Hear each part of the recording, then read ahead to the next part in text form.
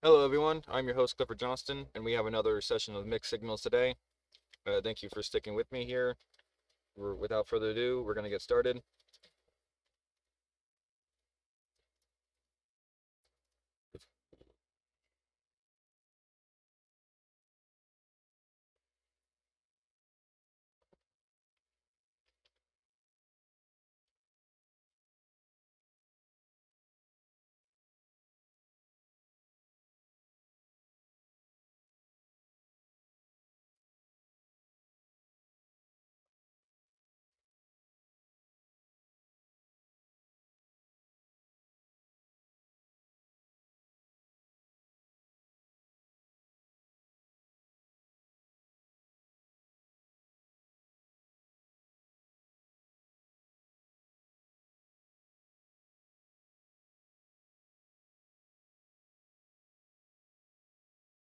Okay, so for those who do not know, this is a velocipede.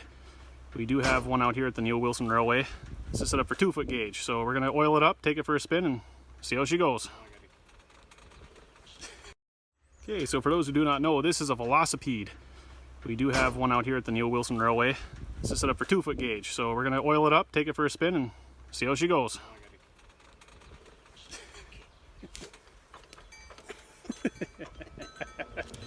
There we go. I have to get a running start with this one.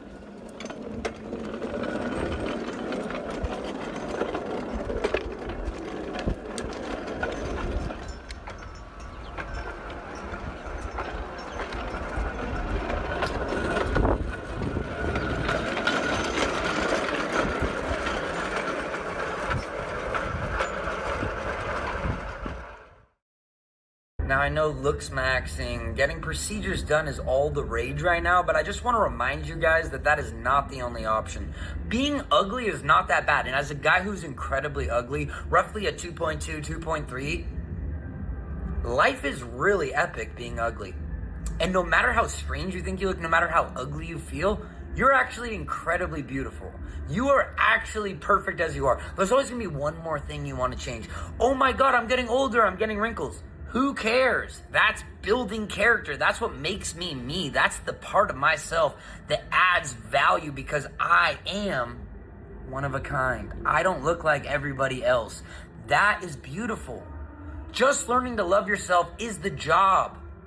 It's in here. This is all a facade. This all fades. And when you're doing these things to try to impress other people that you don't even care about, why? What reason? You are beautiful. You are amazing. Learn how to love yourself. Learn how to embrace the imperfections. That's you. You don't need to change you for other people that you don't even like. You're dope. You're beautiful. You're perfect. Someone needs to tell you. And it's going to be this ugly guy. Guess what? Power in numbers. We are an ugly army. We're ugly maxing. Who needs all this other stuff? You are you. That is more than enough. You are perfect. Don't listen to anybody else. You're enough.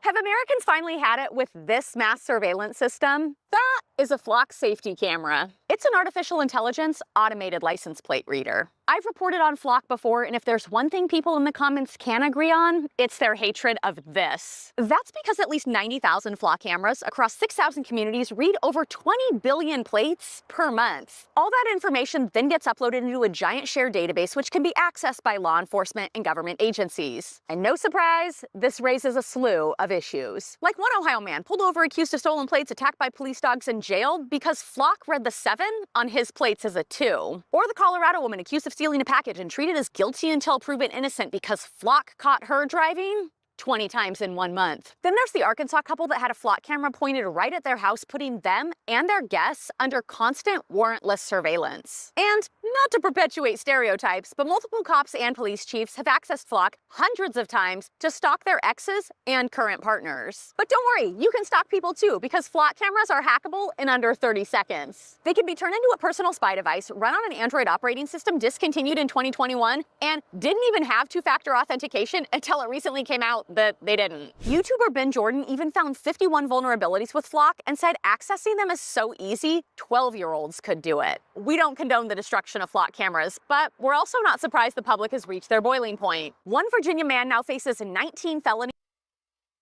Okay, okay, okay, okay, okay, okay, okay, okay, okay, okay, okay, okay. So this is the most fucking weirdest reporting I have ever done.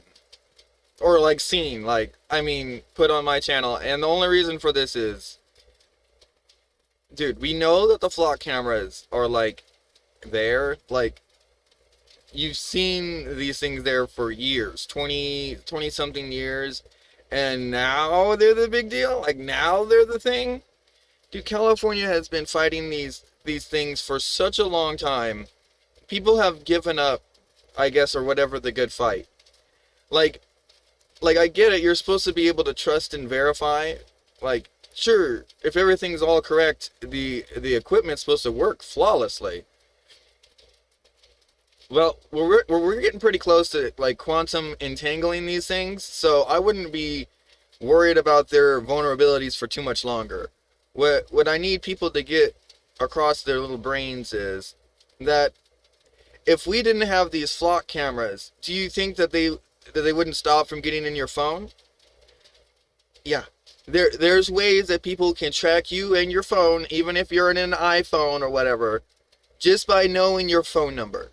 So are we supposed to sit here and be like, you know, like, oh, like, which is the worst of two evil? NSA, like, knowing everything what we're doing, or our state's version of that, just trying to catch people who are, let's say like this, like, for instance, when you have a criminal that's interstate bound, he just committed a crime, a bank robbery in Connecticut, and now he's on his way to California and heading his way out because he knows that there isn't a lot of checking at the border.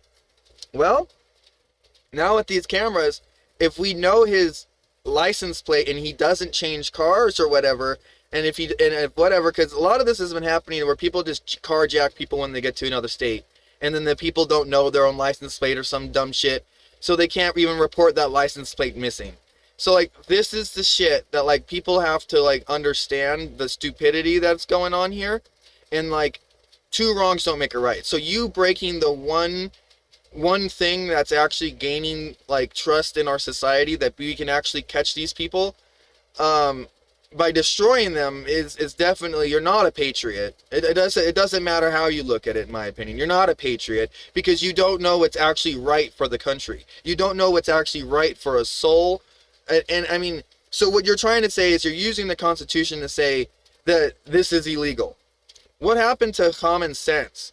What happened to the lesser of two evils? What happened to the enemy of my enemy is my friend? So yeah, we don't like being like having accountability on us 24/7 when you're late to something and those cameras see you speeding, you got caught, bro. Yeah, maybe you shouldn't left late. So what? I mean, that's the shit that we need to get across to people. It's all about the culture and the mindset and the mentality. Do you think that it would have gotten this far if for 1 second the culture in the past thought that the culture would shift against cameras? No, we didn't. You know why? Because the majority of the people back in the day, the baby boomers, they all saw camera as like the savior. Like everything that happened during World War I, the photographers that sent back the pictures of what actually was happening gave the Rosie the Riveters the courage and the damn near insane power that they had to literally build ships, airships from scratch. And you're gonna sit here like this is all fucking bullshit, like we're all just spying on girls and shit. And like, I want people to understand that like, just because like reporting like this is out there and I just put it on here without saying shit, it doesn't mean that I necessarily align with it. I want to cause you to have your own awakening. I want you to be able to have your own mental acuity test in your own brain to think, well, there's just no way. Like, there's just like, so.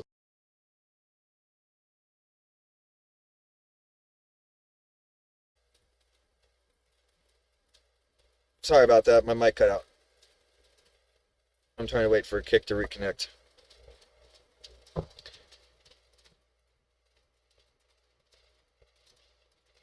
All right, there we go. I'm trying not to lose my train of thought too much, but it's just a lot. This is a lot of time, but it's for good reason.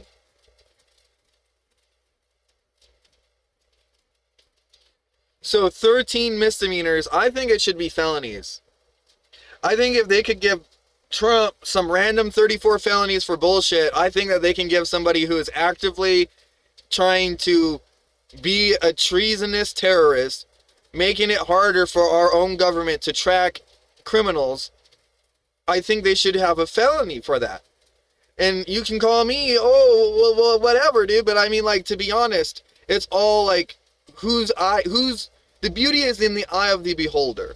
All of this stuff is meaningless if you don't know what it's for. If you hate the power lines in your shot, but you love power at your house, then why do you hate the power lines in your shot? Or is it like I saw this on a shirt the other day, bro, trust me, the glass is half empty. And then I got kind of irritated. I was like, yo, look, if that's how you were raised, that's how you were raised. But some people were raised thinking that the glass half full. Now, don't sit there and say, trust me, because you, on the other hand, have been like brainwashed by your own like literal like incompetence to think that this is the only solution, that there isn't another way out of this. Like, that is the bow-guarded bullshit, gatekeeping shit that I hate. Like, we need to be able to speak our minds and be able to be like, okay, this is legit or this is not legit. What do you think? And not just be like attacked for our opinion because we obviously asked a question, meaning that we obviously can see the other side. That's a part about being non-biased. But when you sit there and I know that there's more pros to cons with these fucking flock cameras, and you guys are going to say that it's like, well, it's a patriot that did it, like, when it's like dependent upon how you ask. The reporter who said that is obviously not being a non-biased reporter. So you understand where I'm coming from. For me trying to be non-biased, and I try. For me trying to be non-biased and then see shit like this, it makes me like cringe inside a little bit. Like there's a reason why I'm making a Patreon and stuff, so I can go ahead and upload my own personal stuff. That's like literally, like, if you want to know my personal shit, you're gonna have to pay for it. Like, I'm not just gonna put my stuff out there like Charlie Kirk and get kirked, bro. You know why? Because I know that one life is actually able to change the world. And I know that, like, it might seem like a long shot or whatever, but when somebody has the righteous goal of saving everyone, God uses that person, okay? God chooses that person to do his will.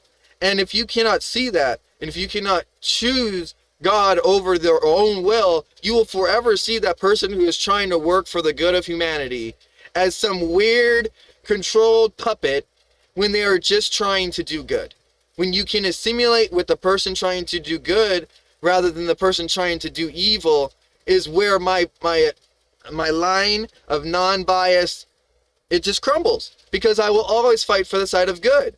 So do you understand that? That's where some people just are just like, oh, whatever, I don't want to like listen to this guy because he said something about Trump.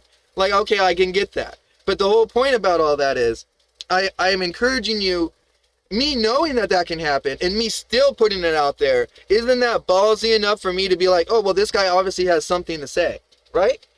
It's not something that I want to sit here and just like, oh, prance around the fact that I'm talking about Trump or whatever. Or I'm on True Social, or I'm trying to figure out the news, and I'm doing everything that I'm supposed to be doing as a person. But when you sit there and you abuse that shit and you say, oh, he's a neo-Nazi because he has True Social. What the fuck are you talking about? Like, literally, what are you talking about, bro? Like, for somebody to have the definition of neo-Nazi in their vocabulary, it's oddly satisfactory to understand that that person's mentality and culture probably has stemmed from a neo-Nazi type of background for them to know it that much that they're just going to call it for what they think it is. So when they're calling it wrong, does that mean that they're looking for Nazis to punish? Or are they just trying to say, hey, look, we're Nazis, but we can't do the Nazi thing because you guys are calling us Nazis? Like, where does the buck stop? Like, where does it stop? It stops with the truth. It stops with what is real, what is fake, and what is complete propaganda. So if you want to sit there and say that the Ukraine war is fake, and like all those people are over there, and I've had people tell me this. I just don't understand what type of reality that you live in. And I'm not trying to ramble, but like this shit is unreal. When you have the ability to just be ignorant, and I understand when people say ignorant is bliss, but when you say that birds aren't real, like I get it, bro. Like, you have a mental disorder. Like, I get it. Like, we shouldn't be coddling these people into think, like, I get it. Take it with a grain of salt. Maybe talk to them and be like, okay, what do you really mean? But then when you understand what they really mean, don't sit there and be like, oh, I see what you're saying. So this is this, and okay, yeah, that's good. Don't sit there and yes man the birds aren't real guy. Don't sit there and yes man the whole flat earth guy. We need to stand up for science. We need to stand up for common sense, and for all the goddamn power and money we spent putting things into space and orbit to know that the earth isn't flat. That people are still saying that, it makes me think that they should be put in some place where they do not benefit from the society that we have created. Does that make sense? Because it seems to me like they are using the society that we created, jumping off of the society, still living in the society that we made for the entirety of the planet, judging that entirety as wrong, trying to make another multi-miniverse off of this one little concept that they think is true, and everything else is wrong and fake because birds aren't real and it's flat earth. So then the government's fake and Israel's in control of our own government and all this shit. I mean, it drives me nuts. It drives me nuts. Okay? Like, if people are that naive and dumb to believe that shit, we should just put them someplace where they literally have no option to think about how they're thinking things and not affect anyone else with their disease. It's becoming a plague, a virus, and a disease. Like Trump derangement syndrome. It's a disease. It is. And if you can't step aside yourself for 1 second and think that Orange Man did something good, and so what about all the 34 bullshit causes of him trying to be literally the first guy that they barred from trying to become president, then what the fuck? If that guy did something good, why aren't we trying to say, hey, look, he's doing good things? Why did you try to bar him? That's a little bit of a little catch-22 that made you didn't want the good things to happen? Like, this is the common sense reasoning skills that you have lost in the No Child Left Behind policies of California. Where I grew up and I lived in that conflicted situation where you were not able to think outside the box because there were class clowns doing that for you, and it was too hectic. The teacher didn't want to give you 2 cents of a wink if you were onto something. They had a little bit of time, an hour a day for 6 periods to try to getting something across to these dumbasses without being able to take their phones away. And that was hard. They tried to take people's phones away because they were so tired of people not learning and shit, and they needed their funding to come in. And then they just knew that if they had this phone in their hands, they weren't going to learn. Now, if that's perpetuated 20 times fold, and the only way that we can literally stop people from using their phones in school is to jam the cell phone signals in school to make it impossible to use those devices, then that's just the same as taking away the phones, but now you're not taking away that 911 thing. You're taking away the ability to play games, to do all that extra shit. Like when they had access to the internet at a school, you weren't able to go on pornography. So here's the thing, is like, there should be a mandatory age limit for every person. Like, there should be like choreographed across the board. When you sign into the internet, you have to show your ID. Even if you're a kid, you have to have an ID. And if you are caught on the internet and not able to be correlated with this ID, bro, then you know what? You shouldn't be able to use the internet. I'm sorry to say, but if we cannot know who you are on the internet, then maybe you shouldn't be on the internet. It is a web of things that are connected. around the entire world. Why are we making it so a 13-year-old can get on and this is coming back to, you think I'm out of my mind, but this is coming back to the flock cameras. If I have a 12-year-old son and I'm just letting him spy on people with a flock camera, what type of parent am I? So this is the problem, where you can go and report it like this, bro, but it literally blows my fucking mind thinking that, like, where are the parents in all this?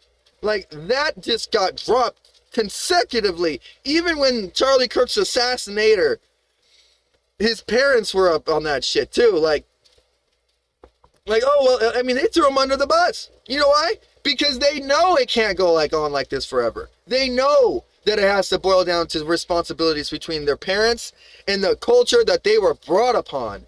And there is no such thing as gun violence. There is human violence. Humans use guns to create weapons to make violent behavior a very quick and swift thing. There is no such thing as gun violence. Do you understand? This is the propagandist illusion that they have pulled over everyone's eyes in the sake of human conversation. And the Tower of Babel, let's say, when we got the language all together, even God could see that we could outperform him. So God, if God was really God, why would he separate us?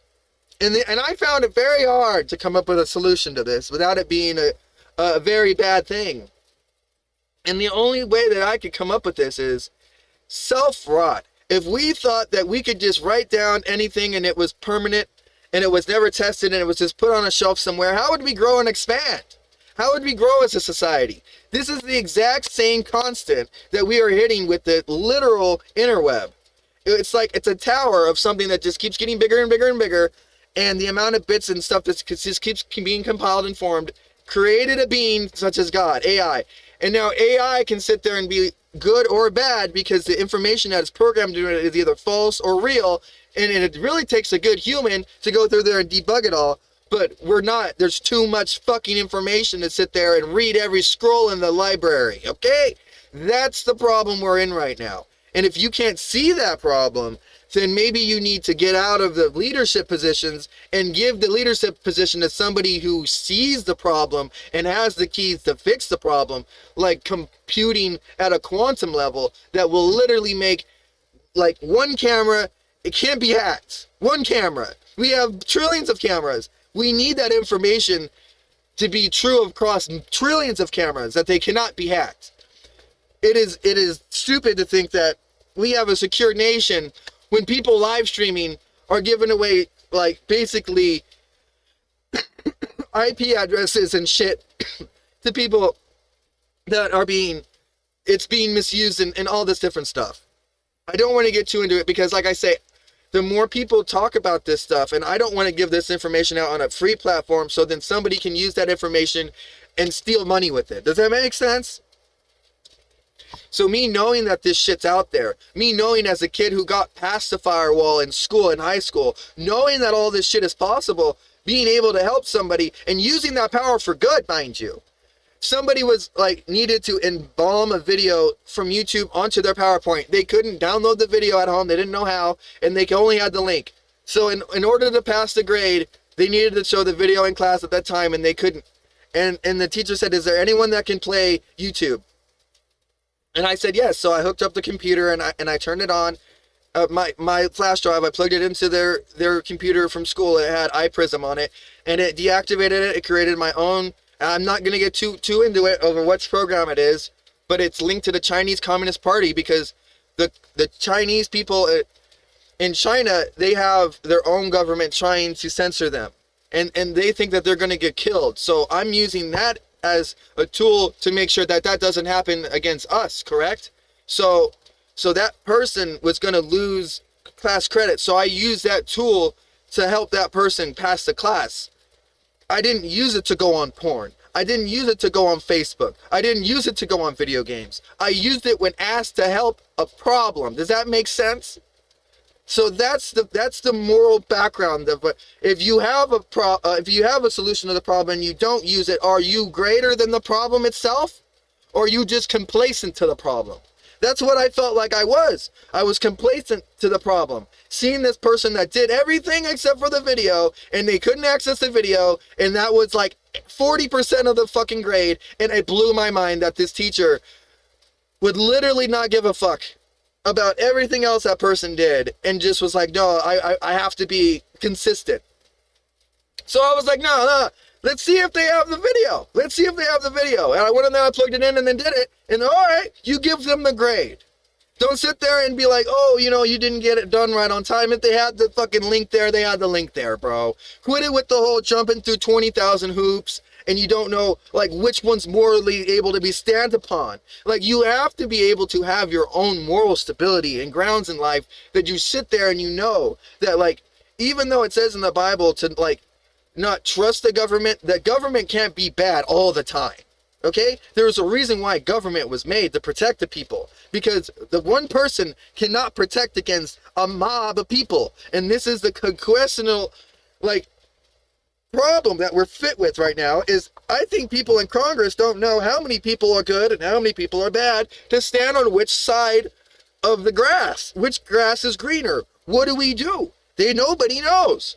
So, like, people are saying gun violence, we need to take away guns. I don't believe it. I think we need mental health care. I think we need mental tests. If people are starting to, like, show signs of, there's tons of things. People go to these domestic violence programs and there's tons of fucking signs. Use 10 of those signs. And if one person has any of those signs, they can't have a gun. You know, if they had a gun, take their gun away, and so they literally are normal again. Like, there has to be a way that we can, like, if you want to believe in fixing something, we have to be able to fix the mental capability of people, that it's not just, like, them.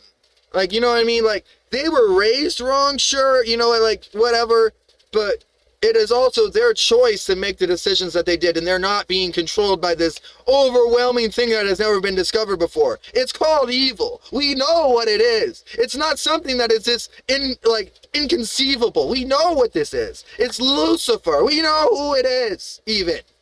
So if you sit here and you want to deny the fact that this is going on consistently to the point of it being this screw religion, now I know what people are wanting. People want no religion.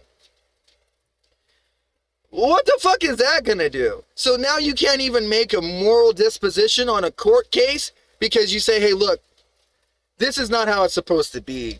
It's not how it's supposed to be. I was raised differently. I will never see it the way he sees it.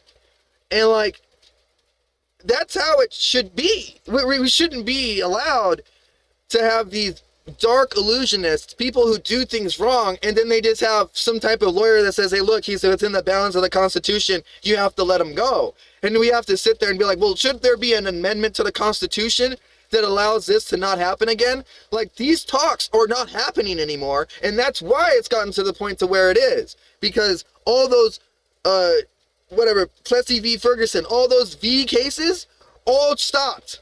And it's just, whatever.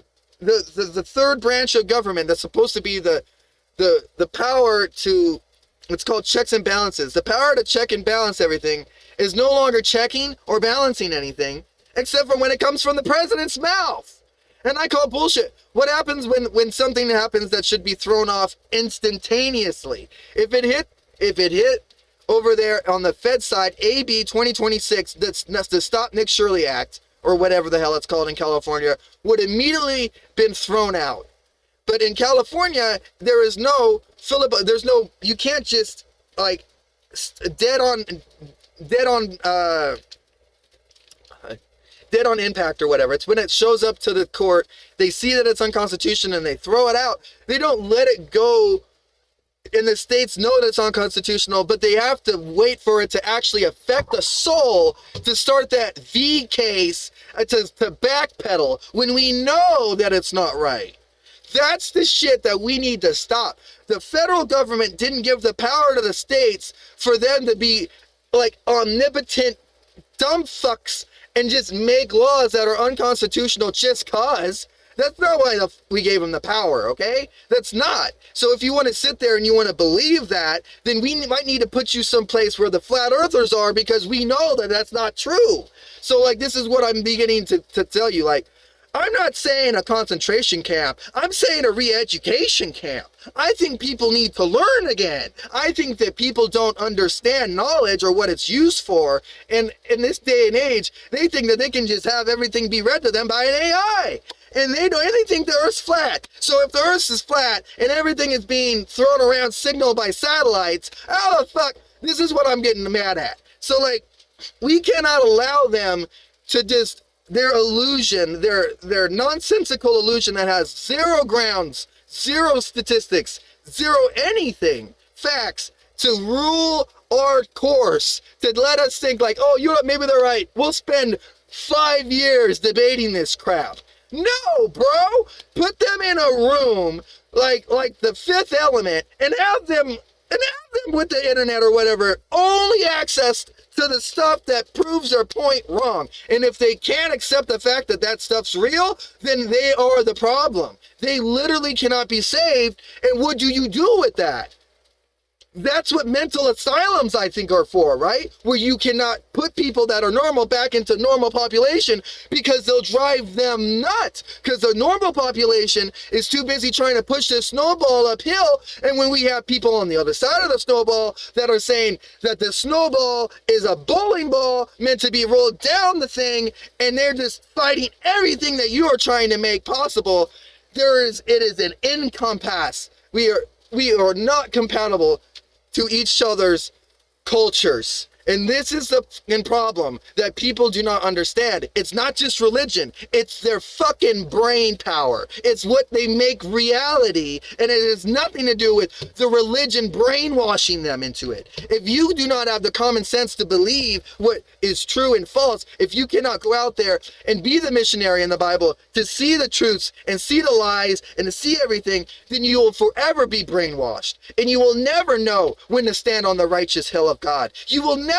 know. So how dare I sit here and say this shit? Whoa, and not have it on a paywall. Because you know what? I love America and I love everything that this place stands for. But when I see people come over here and they just want to take, and it takes 209 of us Americans to pay for one Somali immigrant for the rest of their lives, I don't think that's right. I don't think it's sustainable. I don't think we should even be having a debate on this. And I don't think that there should have ever been an instance that this should have been possible. So let alone the flock cameras. Where were those people's parents that said, it's okay, you can go to America. They'll pay for you. They have the power to make you whatever they want you to be. And then they come over here and all they want to do is be a criminal. It's just disgusting.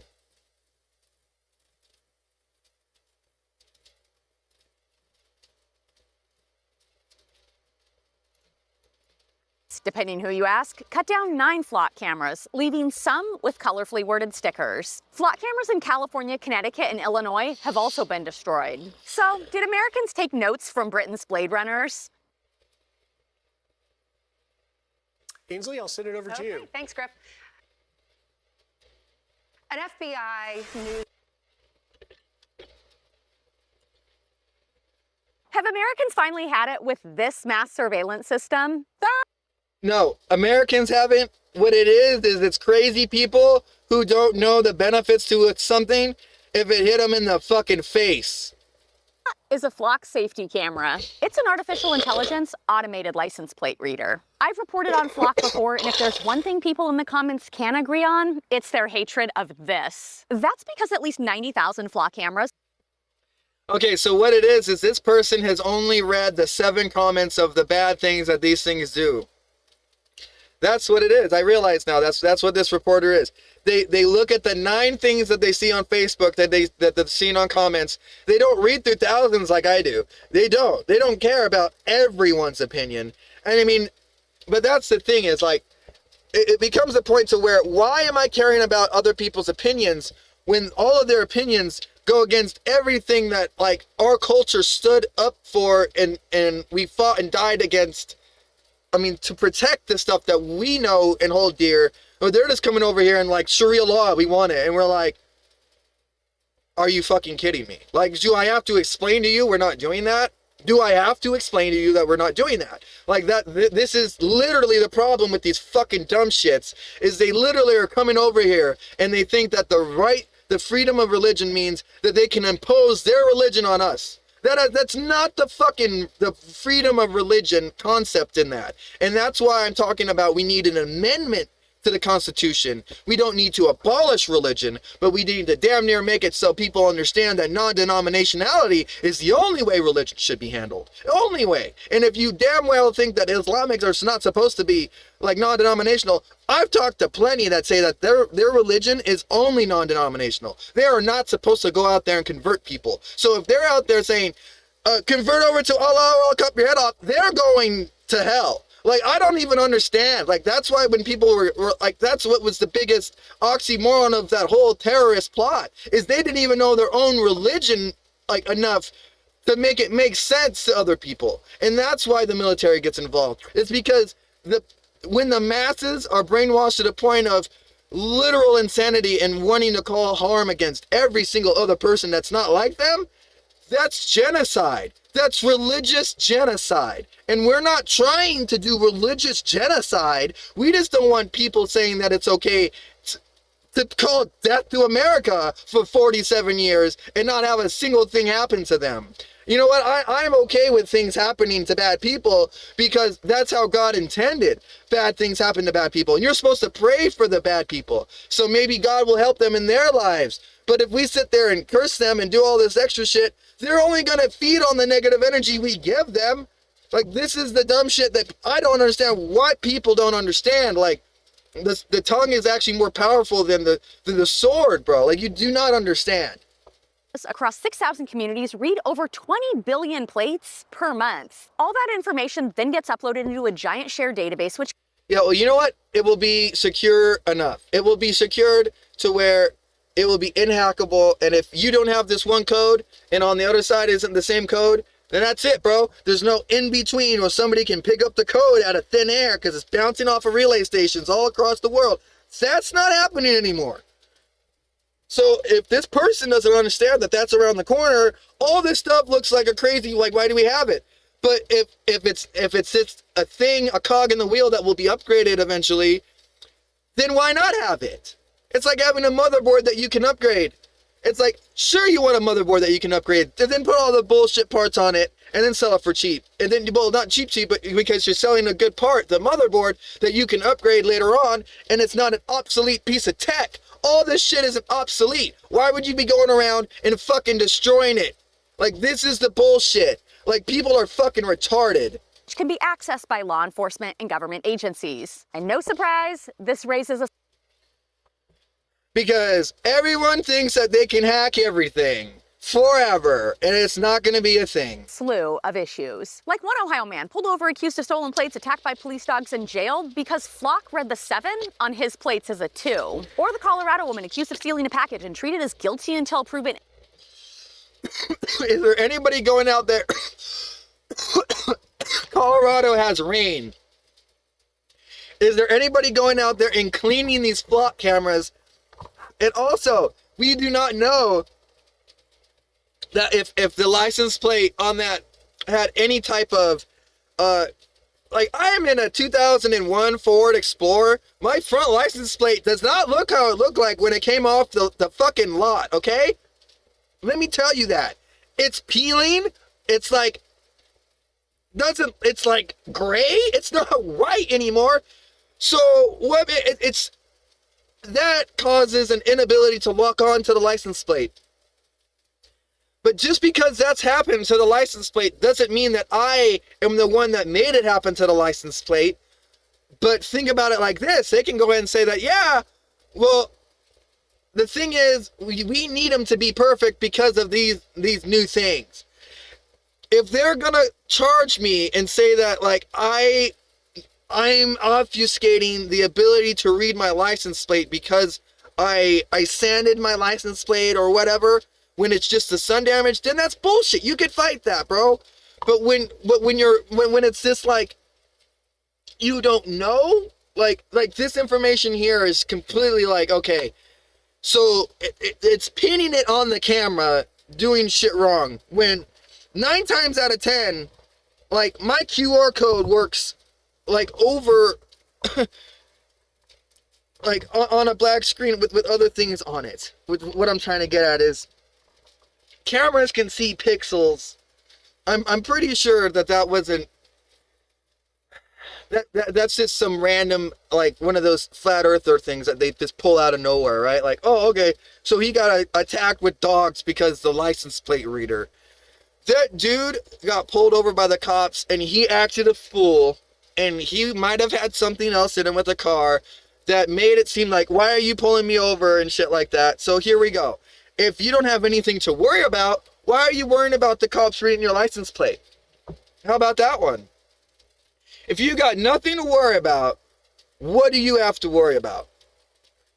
And so if it all boils down to some cop or your probation officer, like, types your license plate into some fucking reader somewhere so they know, like, if that car was moved, it was you, without you telling them that, then that's NSA. Like, that's National Security Agency. Like, that's the American person's tax dollars at work, making sure that you can't obfuscate and run away or just chop off your ankle bracelet and go.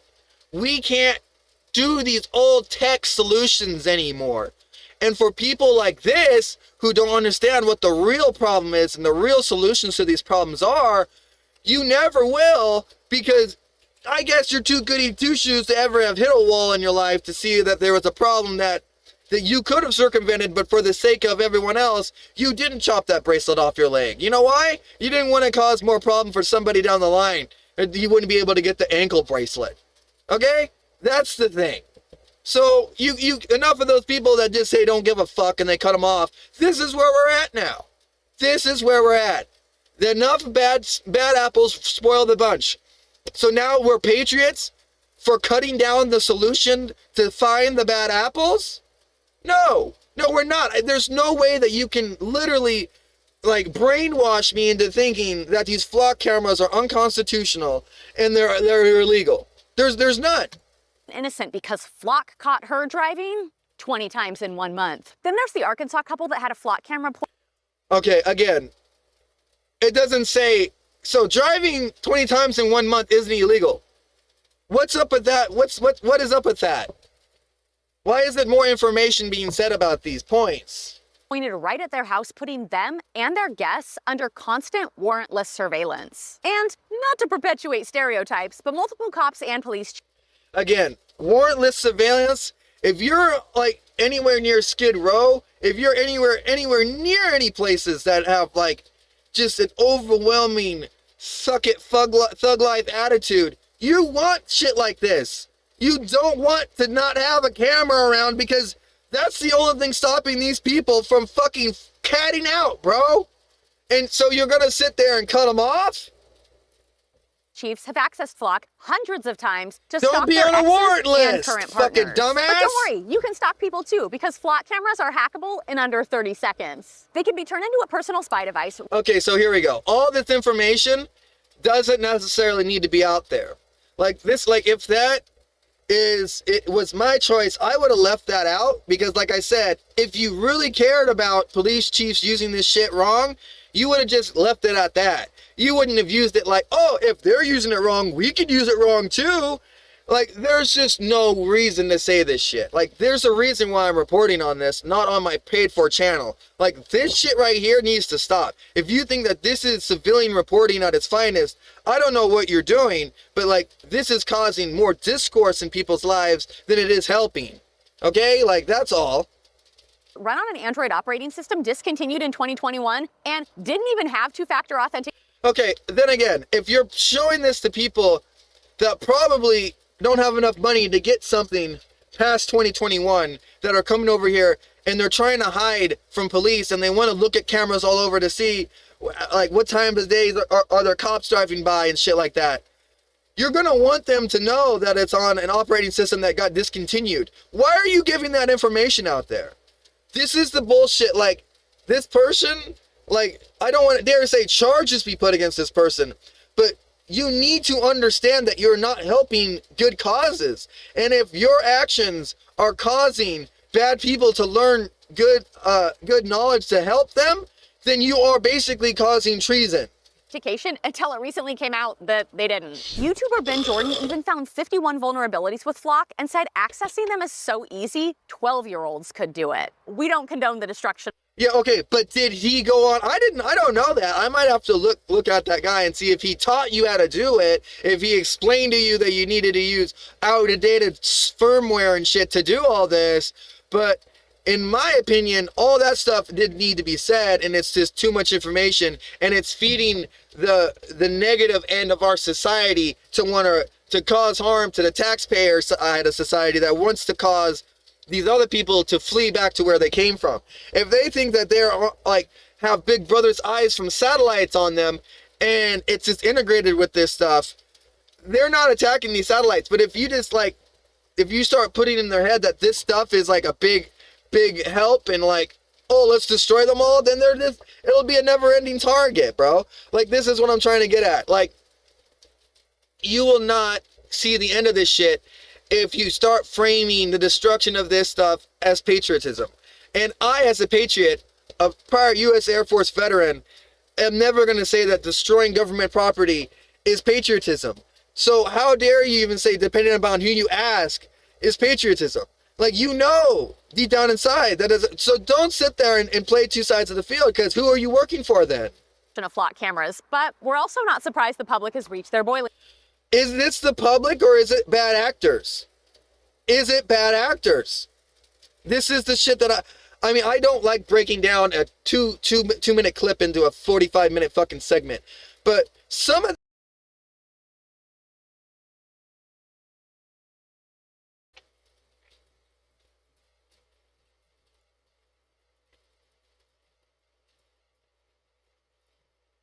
But seriously, I don't like putting this stuff into a full 30-minute segment or whatnot.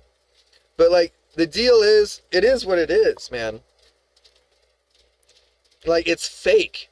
This is fake news. It's like, it really, the real news would never frame this as a good thing for, like, America. Like, in any aspect. So, like, I don't understand. Like, why are you trying to cater to those people that are, like, trying to say that they're bad? Why would you cater to them? They're not wrong, but they're not really right either. You know, it hurts the bad people a lot. And it doesn't necessarily hurt the good people unless you're that one weird fucking instance. And in a sense, you could sue and make money.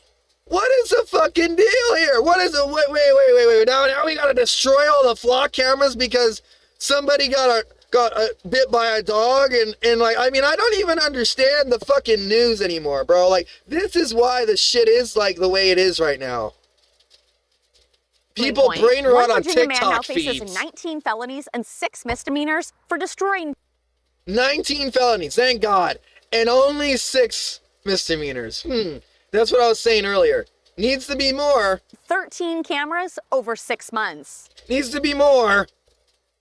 In Michigan, police used Flock to catch this guy who caused about 10 grand in damage to cameras. And Oregon vandals / patriots, depending who you ask, cut down 9 Flock cameras. Needs to be some more. with colorfully worded stickers. Flock cameras. The whole pole. Oh, let me just chop off the whole pole.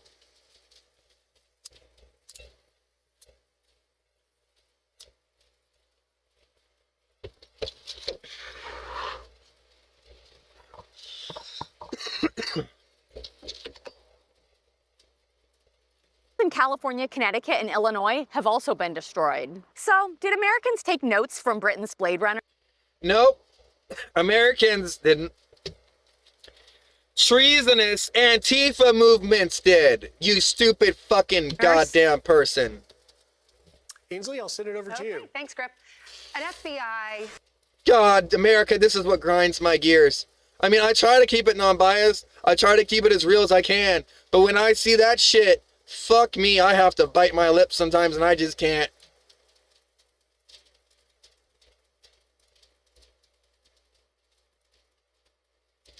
So if you want to, like, this is going to be one of the last, one of the last, like, big rants that I'm doing, like, politically wise on this channel. I'm going to be putting this stuff accessible only to Patreon subscriptions to help support me and my channel. And, like, if that's what you're watching this channel for, then please go and support it that way. Don't just be a subscriber and think that that's going to help. That's not going to be enough. So, but, like, you know, if you're just subscribing to watch my stuff, that's fine, man. Like, whatever. That's how you get to see me. That's cool, man. Like, you don't understand. Like, I used to be with this whole YouTube thing back in the day when it was how-to tutorials. Like, I never thought one day that I'd ever be able to be live on YouTube. So, like, it's just kind of, like, cool for me. So, let alone being able to be a multi-streamer on a 13-year-old computer, I never thought that that would be able to be a thing. And, like, I'm just taking everything for what it is, like, a blessing 1 minute at a time. And you could sit there and demand all you want. You want, need, but when you pray to God and he gives you everything you need, you really are humbled by that, and then you really wonder why the world is the way it is. But then you go and look into the ways of the world, and you understand how greedy and how unforsaken our leaders are, and then you understand it is to bring us closer to God. And there's no other way around it. And it's like, if you can't see that, like, if you can't believe in a higher power and have him protect you and all that, then what is the point of free will? You get what I mean? Like, that's the illusion that people want to be broken, and, like, that you do not have free will. And that is, like, something that I told my mom at a very young age. Thank you Mom, for giving me free will. And she's like, no, I didn't give you that, honey. And she's just trying to she didn't understand what I meant. But I was like, she never forced me to get a job. She never forced me to do anything. She always just wanted me to be me and nothing else. And that unconditional love really pushed forth a wave of agape love, and just the definition of that love in my life, to know what God was through that. And I know a lot of people don't know that type of love, but I pity the fool who uses that love as a crutch to do evil, and then like hide behind their mom or something like that, bro. Like, that's the shit that like, literally I can't, you know? So anyway, you're like, oh Mom, I didn't do it. Like that whole fucking sheik guy who stabbed that one guy and then gave the knife to his mom to hide, and then she lied for him too. Like, that whole thing right there, bro, let me tell you, that's the really big problem with why I don't really like religion at all. You know, I love religion, but, like, that right there, the ability for that to happen and that guy not drop dead by God is one of those things, man. Shouldn't it make you wonder? Shouldn't it make you wonder a lot? So I know it makes me wonder. And it makes me wonder. Yep. So yeah, definitely. So let's disperse on that subject a little bit. But now you kind of understand where my channel's heading. I'm gonna kind of just keep this one gameplay. Also, I will react to new stuff, but like I said, I'm gonna try to keep a lot of my hard opinions and maybe potential toe-stepping opinions, you know, to the side, just for the sake of trying to stay non-biased. But if you want to know my opinion, you're going to have to pay me. Does that make sense? Like, I can't do all this work by myself, and that is my ability to show you that I care. Is if you pay me, then I will definitely be more instead of just, like, I'm not going to say I'm droning doing what I'm doing, but in a sense, like, this is what I would be doing regardless, but maybe I wouldn't have, like, had a mic on and be setting my thoughts to the world. I would have been thinking this shit, maybe not to the manifesto that I am now, having to actually every thought, because I've watched some of my DVRs and I know sometimes I get to rambling and it just goes, you know. But like I said, it's hard to do these things, and it's only been 6 months of this stuff ever, and having a little bit of thespian background, knowing that it could be a lot worse, knowing that it could be easier and worse, for that matter. It's a lot humbling to know where I am now. So it's like I like to have these comeback stories on here. And that's another reason why I'm not just gonna like discontinue my channel. Like I'm not scared. Like I'm really not scared. Like I've seen things in my life to know that there is something after this. And I know that for a fact. And you cannot, and through testimonies of people who've died and seen blackness and nothing after, and just, and having these, not just one of them, numerous people. It is one of those things. It makes this journey that much more special.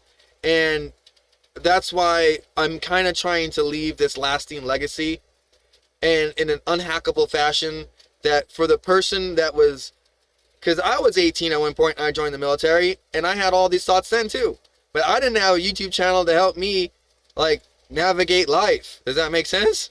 Like I had to go out there and find my solution. And if I could skip some of it, I would. You know, if I could just, you know, focus on some other things and do some simple things, I would. If I would have back in the day done my YouTube channel, I would have been bigger than Jimmy, man. But that's just the thing.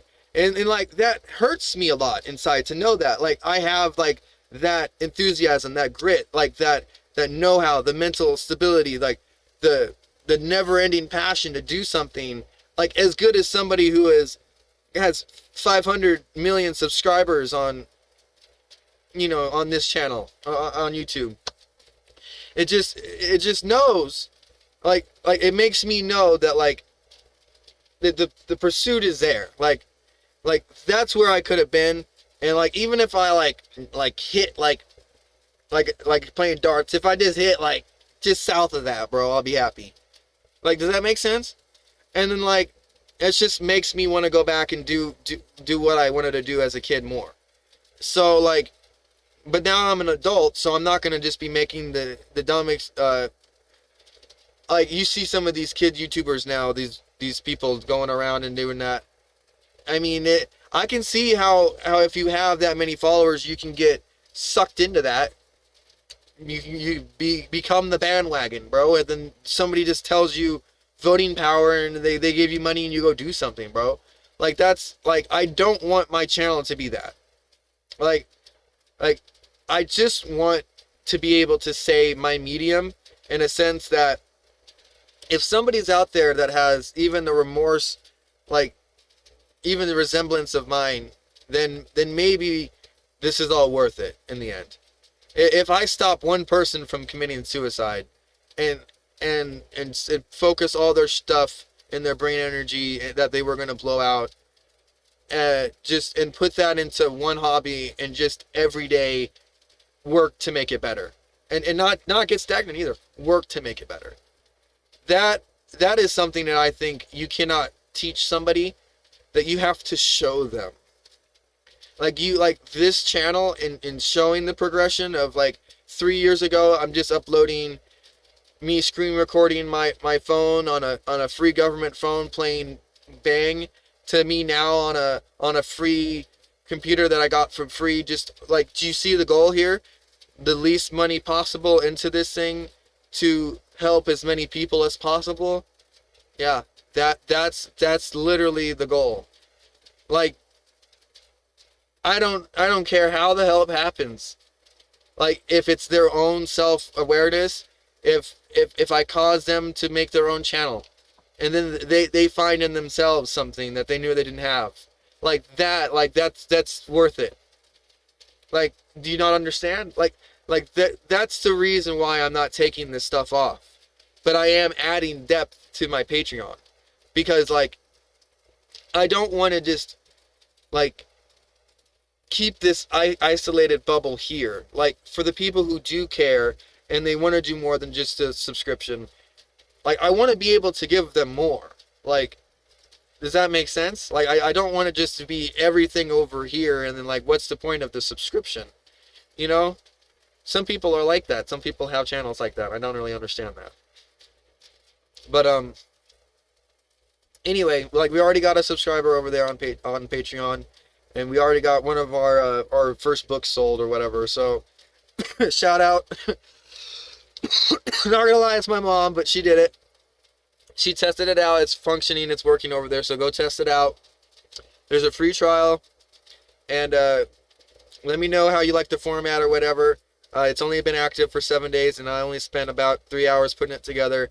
But like I said, if you do like this type of content, support it, and then you're gonna get more of this raw stuff behind the scenes before it comes out here.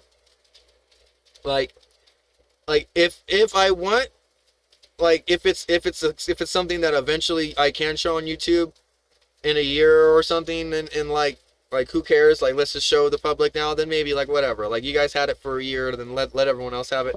Then, well, like, whatever, dude. Like, if they're really that broke and they can't afford $5, then I'll give you that shit in a year, all right? But like, I mean, it's just insane. Like, if you, I was homeless out here for 10 years. Okay, I didn't have a job.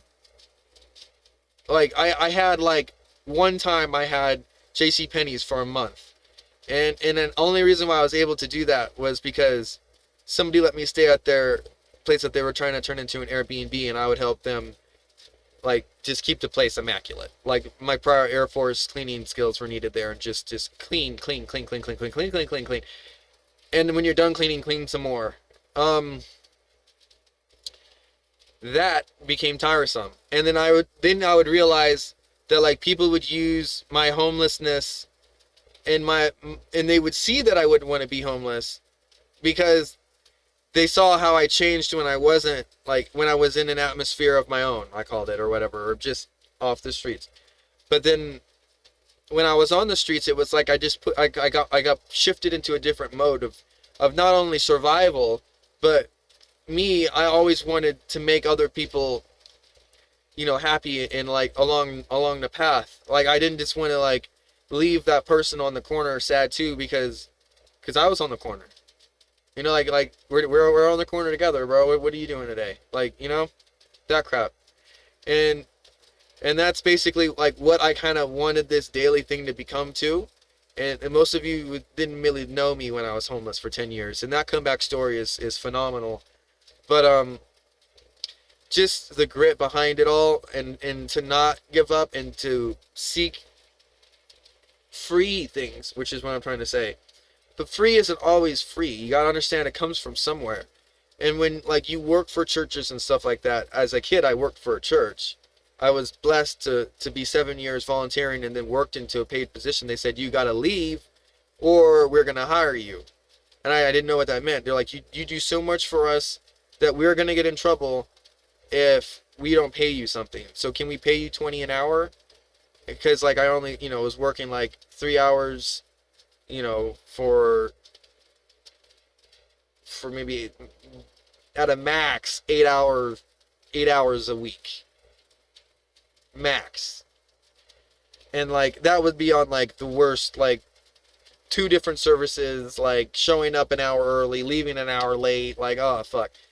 Anyway, all that, like, I've known so much from the Bible. Like, I used to be the guy punching the slides for the pastor, okay? Like, I used to make sure that the guy's sound was, like, not echoing and ringing and stuff. And so, like, for me to just have this platform to talk to you guys, it just, like, I want to bring that to you. I want to bring that feeling of what I've learned to you, so you're up there in the booth with me. Does that make sense? Because, like, it was something that I could never really do with my friends. I could never bring them up into the booth with me. And for whatever reason, the park didn't allow it. They didn't trust them. They didn't, you know, for whatever reason, they didn't think that it was, you know, okay to have an outsider or something up in the booth. And I never really understood that. So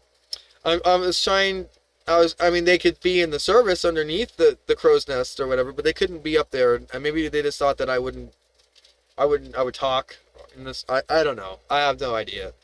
But I mean, I was kind of young, but like I said, I was still in high school, and like I was getting paid $20 an hour from a church. So like, it was never really about like finding jobs, people. It was about seeing this problem of homelessness, being a young person, seeing how the toll it took, seeing how much I had to do, working throughout the night, digging through dumpsters and trash cans, different things, looking for building supplies in these trash cans that were behind Goodwills and stuff like that. That's what I mean by digging through trash cans.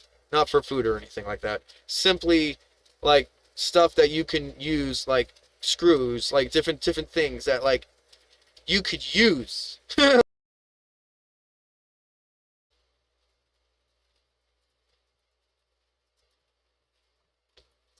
So after all that stuff, like looking through trash cans and shit like that was definitely one of those things that like it's humbling, and like I didn't do it for food, but then I talked to people when I was locked up in West Valley, and they're like, man, you were homeless and you already know about like the Golden Corral, like 10 o'clock, throw the food out in the dumpster and you go get it. And I'm like, dude, I never did that. Like, you don't understand. Like, I was homeless for 10 years and I never ate out of a trash can. Like, there are levels to this shit.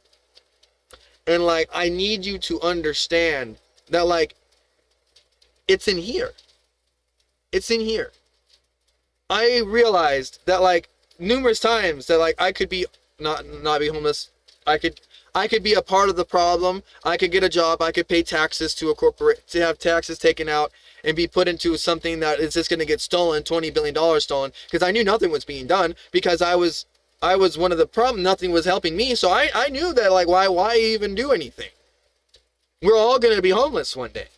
I might as well become homeless first, conquer being homeless, know how to be the guy to help one of my family that is homeless get through that, then work my whole life, be a worker drone, and then maybe kill myself if I lose my job, or be morally twisted to do some weird shit for my job to keep the money. Does that make sense? Like, you cannot bribe me. Like, and that's something that they have shadow banned me for, and they know this. So like, I just wanted to tell you guys, thank you for remaining my subscribers. I don't want to just shun you guys, and I do want you guys to keep, faith in that I will keep, posting and don't just leave. But like, the thing is, I want you guys to know how much it means to me just to have this outlet. Not a lot of people have this outlet, and I feel like just blessed to be able to cultivate this spot in a place that maybe I can even help somebody else, because I even had TDS, and I'm sitting here calling it Trump derangement syndrome as a disease. Like, I need people to understand that like addiction is a disease. That like these things, like, we can use English for so good, and we can use it to manipulate. It's true. And the politicians are good at it. And I am very good at seeing through it now. And I want people to understand that there is a way to see through it, and to break the mask and the mold, and to see the key texts and phrases of somebody who just wants to fix this shit. Like, we're just tired of it, the never-ending problems now gonna be our next generation's problems. I'm done with that. I know of so many people that are done with that. And if you're one of those people that are standing in the way of us fixing these fucking problems, I want you to run, because there are too many of people just like me that are up against what we feel are like insurmountable odds, and I swear I feel God's power nestled within me to fight this shit. And we will find every last one of you people that are standing in the front and the way of progress, and we will make sure that you know you are publicly shamed and humiliated for the progress that you have impeded the entire time that you took taxpayer money, every time that you sat there and wanted to think that it was okay to be on food stamps and manipulate the system for having this, to have kids and shit, just to have an easy life. I want you to know that you guys are part of the problem, that you guys would never be a part of the solution unless you guys are actually putting more than you took. So this is the part that I want people to have the rude awakening. They think that they're just because they're alive, their taxes pay for the prosperity of all the nation. And we know now that one Somalian takes a full working family, 290 of those working families, to support that one for those taxes. If there isn't people like me out there talking like this right now, we are cooked. Do you not understand that? Do you not understand that if there is nobody out there thinking the thoughts that I am thinking right now, that we are cooked? That is why I'm here right now. There is a thing called quantum entanglement and resonance, that if enough of this goes on, that you guys will be changed through the invisible hand. You guys will be changed via the big man, because he knows he has a champion that he is willing to use, and use his frequency to influence the world. And I want you guys to know that I will not falter in that pact that I have made within me and myself and my God to bring this into fruition. And thank you for coming along with me in this journey. And with that, I'll continue on.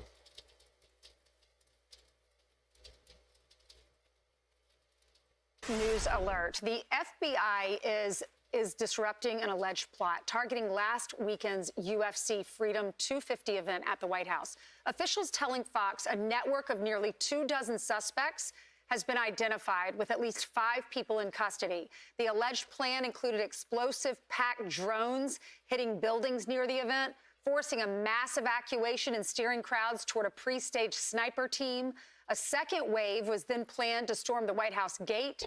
The FBI first learned of the threat last Wednesday and then worked with law enforcement across multiple states to stop it. Fox News contributor and George Washington University law professor Jonathan Turley joins us now. Jonathan, we're learning about this after the fact. We know that the fight went off without any problems. Thank the good Lord. They uncovered this on Signal chats. What's your reaction? Well, Ainsley, this is really a call. Yeah, thank the good Lord. Amen. Is that the government is not the only party preparing for the July 4th celebrations. There are terrorist organizations that are drawn to the same events. If you are in the business of creating terror, there's no greater inducement than these types of celebrations, including the one at the White House. What is really chilling about this is the level of preparation and planning. This was not just some type of improvised device or a sniper. This was a well set out pattern of events to maximize casualties. And we have to... Yo. So you think like for 2 seconds I'm not going to report on this?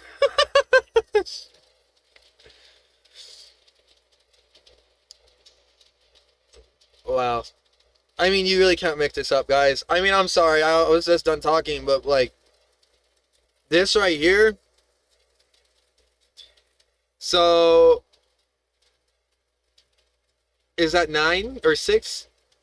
So that's like, so they saw what happened at the White House Correspondents' Dinner. Some Naruto ninja from fucking San Diego decided to run past, and God knows, 10 fucking Secret Servicemen.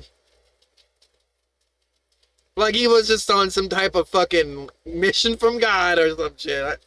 And excuse me from blatantly saying that after saying what I just detracting not from what I'm sure he thought he was on a mission from God. What else am I gonna say? I mean, this is what I have to say. He's not my God, but he was on a mission from God, from his God. I have no idea what he was doing to think that he could just rush the Correspondents' Dinner like that. But when you see failure in that, I saw failure as a United States Airman, Airman First Class Johnston here. Seeing that was a very eye-opening thing that I was just like, we gotta tighten this up a little bit, folks. We gotta tighten the thing here. You know, this is a little too close. He got down the hall. Okay, fuck, guys. He was in the house. You know, like he's behind the curtains with the cell phone, like, you know, scream shit. Like, this is like literally where it was at. And I'm like, that's too close. So, and everybody was right talking about it, trying to, like, I mean, I don't want to like push Secret Service like that, bro, but I mean, like, you guys, there was only one person that drew the gun. Like, immediately. 1 out of 10. That is not a good look for the fucking sake of our nation. I know every single one of those people have played Call of Duty, because as soon as that guy ran past, they were flopping all over the goddamn ground like they just got hit.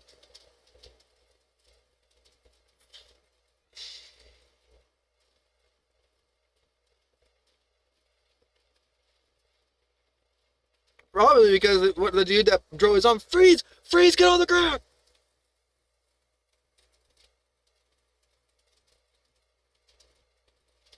I mean, can you just, I'm just like replaying that like running thing like 15 times in my head right now. Like, I can't, like, you know what I mean? Like,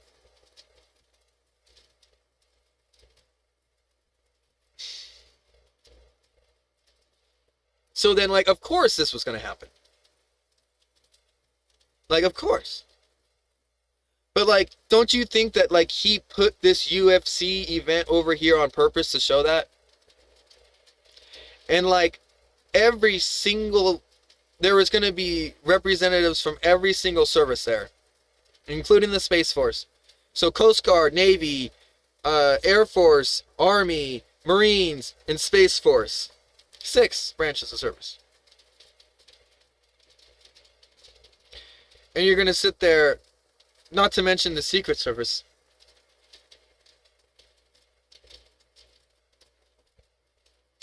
So I'm glad the FBI snuffed this out before it got to that point.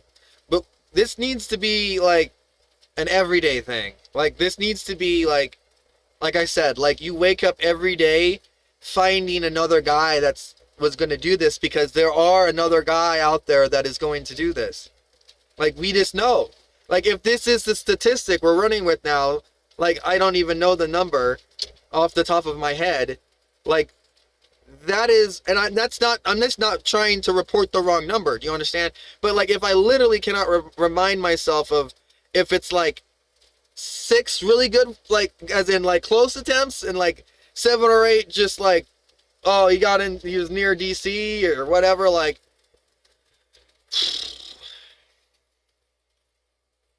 I mean, honestly, though, like, what more does it take to wake somebody up when they see that every single facet of your life is under attack? From the air that you breathe being controlled by either chemtrails or some type of, and let me tell you this. This isn't a conspiracy. I've covered it on my channel. They're real. And what is maybe a minor conspiracy, but not a conspiracy, is that maybe how I'm going to phrase this could be considered a conspiracy, because there's no grounds to it yet. But let me tell you, the technology is there, so let's just say that it hasn't happened yet. And I'm going to put this out here now because I need us to be aware of this now and to be prepared for this. And I have a funny feeling that most people don't understand that viruses can travel from space to Earth. If viruses can travel the vacuum of space through our atmosphere, into our air, and into our lungs, what makes you think that somebody that's cultivating these viruses can't just inject them into an aerosol into the air and spray them over populations at different times even, or maybe all at once, just to kill everyone. Who knows? Like insecticides. I mean, just the dangerousness of this.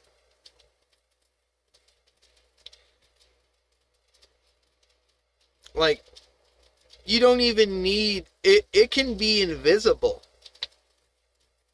But we have planes that have shit spraying out the back. Okay? We have the thing that's obvious and nobody's saying anything. My dad used to say he would sit outside in his chair and smoke his vaporizer because he had a volcano from Germany. Really expensive machine, $1,000. Because he was 16 in the 60s or something like that. You know what? Born 1950, so he's 16 in the 60s. So he's done every drug in the book, and he said, Clifford, if you're just gonna do anything, just stick to pot. And he said, I've done everything. Just like, if you're gonna do anything, do that. And then he said, but don't do it right now because you're busy. You're young. You're supposed to. And I wish I would have took him more at that note. And he said, don't use my word for it. Look at me. I'm here. I'm at the end of my life smoking pot. Don't do what I'm doing. You know, he was trying to say it like that. He's like, don't be 16 smoking pot. You got your whole life ahead of you. And most people they'll be like, oh, you're just saying that because you don't want me to get high, Dad. Well, no, he's saying it because he knows eventually your body can't repair itself. And he's trying to say it in a way that isn't going to scare you into, like, not doing anything for the rest of your life. Although, you know, like, or to get him to not smoke for the rest of his life. So he's trying to say it in a way to, like, not make him seem like a bad guy for smoking pot, but at the same time saying that it's bad. So he's like, I'm doing it like this because it's cold. It was vaporized at 400 degrees or whatever, and it becomes cold in the bag. To me, I thought that the THC crystals were stale in the bag and they stuck to the sides of the gravity, and it didn't work right. I never understood what he was doing. I always thought he was wasting it, but to him, he was fine with it, and it was no smoke. There was no carcinogens, which I have a video later on right here about vaping, or maybe that was yesterday and I fell asleep or something, but it's could be causing cancer. And my mom was like, you don't want to be a guinea pig. Like, when I was in the Air Force, and like, popcorn lung, like, came on the thing, I was like, Mom, that's just something that they're trying to tell you to get people to stop vaping. And you know what? I get it. I'm not going to do it. Like, I stuck with it till I got out of the Air Force, but when I couldn't afford my habit, I cut it. And, like, I didn't go back. And I liked how my body responded after.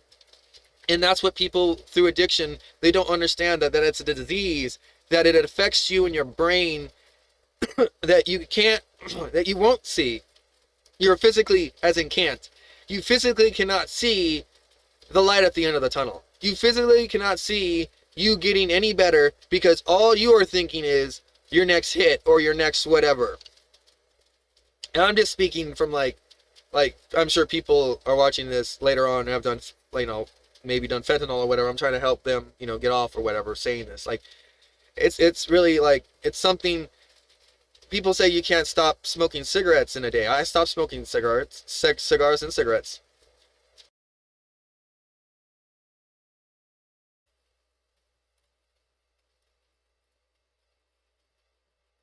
Sorry, I had to reconnect. I stopped smoking cigars and cigarettes at the same time. Well, I started with black and milds, then I went to vaping because I couldn't just, smell like black and mild in my uniform all the time. And then, I had to basically go from there because my black and milds put me on such a head high. I was like needing like anything higher than 3 to 6 milligrams. So I would need like 12 milligrams of nicotine on the vape juices all the way up to 24. And like you can't even get 32 in California. This was in Texas where you could make your own shit. And I was just like, I was telling the vape guys, I'm like, does anybody else like vape like this Nick like this? And they're like, no, actually no, like nobody really likes that. So then I'm thinking to myself, Oh my God, is this just, is my body that fucking awesome that I'm just like, I am literally breathing an equivalent of like arsenic, like, cause that's what's in like actual cigarettes. Like the amount of arsenic that I would be inhaling if I wanted to switch from this to cigars or regular shit like that would kill me. So that's what you can't just swap if you're that high up on that down to the same head high. You're not going to get it. You don't get it. Okay? You just will not get there. And you'll forever fall back into this vaping thing. Whether it be for clouds, because I did it for both. I did it for clouds and I did it for the high, bro. I was cloud comping 32 Nick, bro.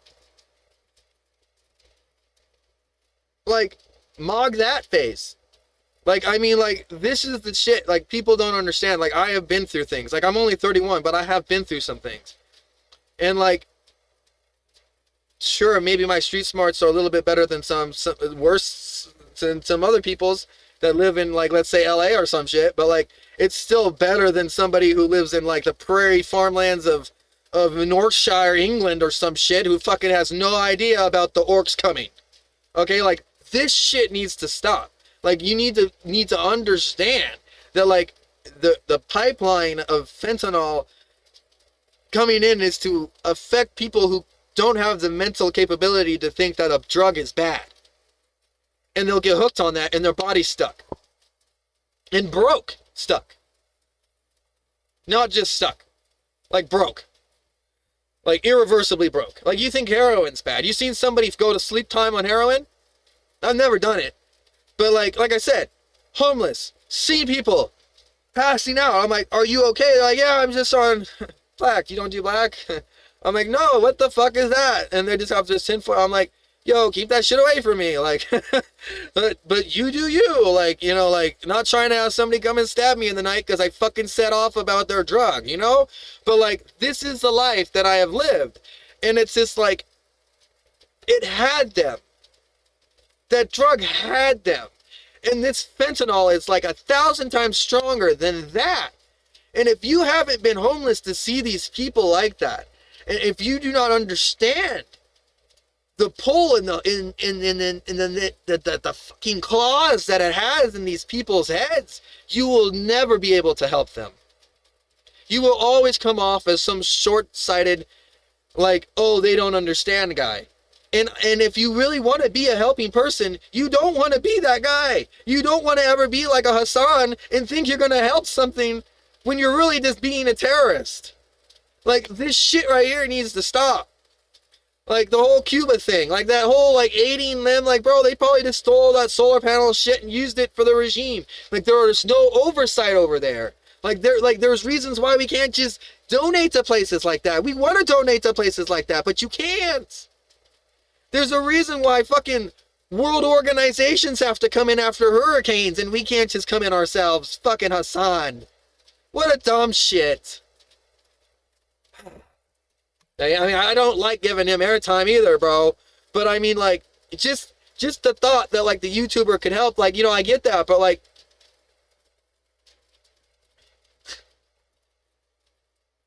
just no. Like, that's not what you do with your hands, okay? Like, no.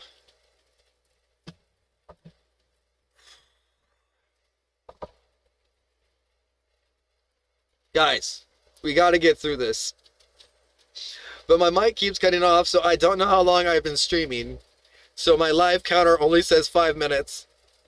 So just give me a second, and I know all of my other, like, notifications have been off. And I'm trying to figure out a more stable way that they just launch all at once. But it's kind of like I have to do it all before I click that launch button. And since I'm doing the timed thumbnail thing, it's like, it's so hard. It's so hard to do it all by yourself, bro. Let me just put it that way. It'd be so easy to be like, Jim, update the fucking name. Bob, update the name. You know, fucking, but I'm doing it all by myself. Okay, so I'm having a hard time. It gets to the point when you do this for 100 days in a row and you're like, you know what? Fuck the name. Just, I gotta get some stuff off my chest. Fuck the name. The name doesn't mean anything right now. Okay? If you're watching this, it isn't because it says mixed signals. Okay? That's the thing. And I need people to understand that.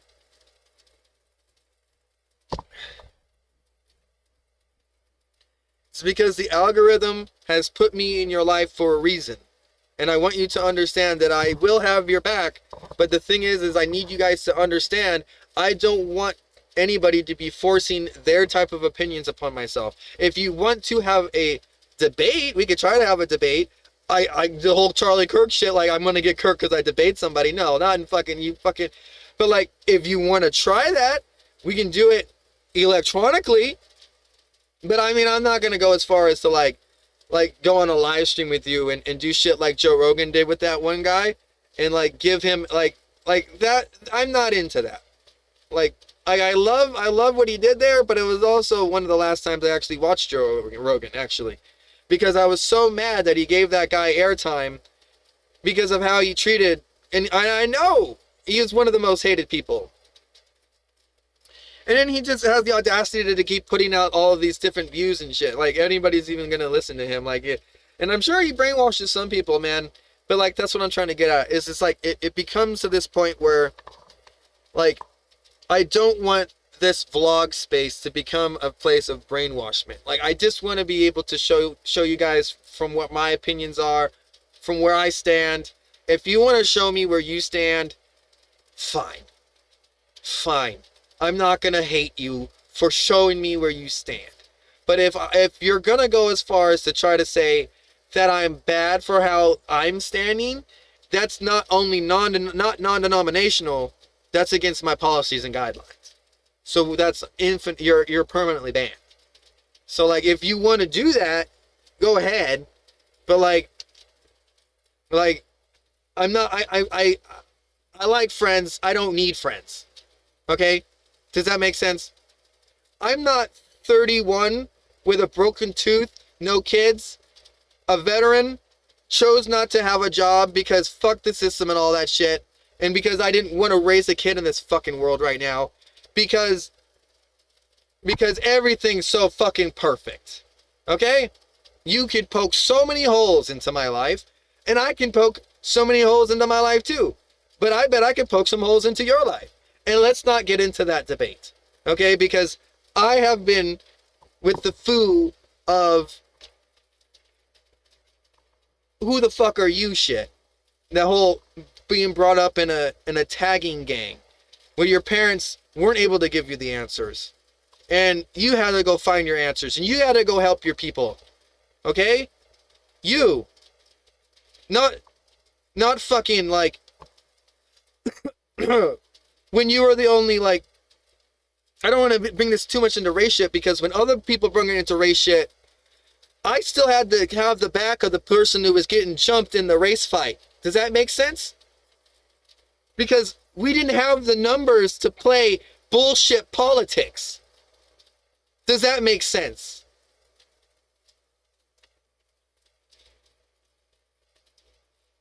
That's the shit.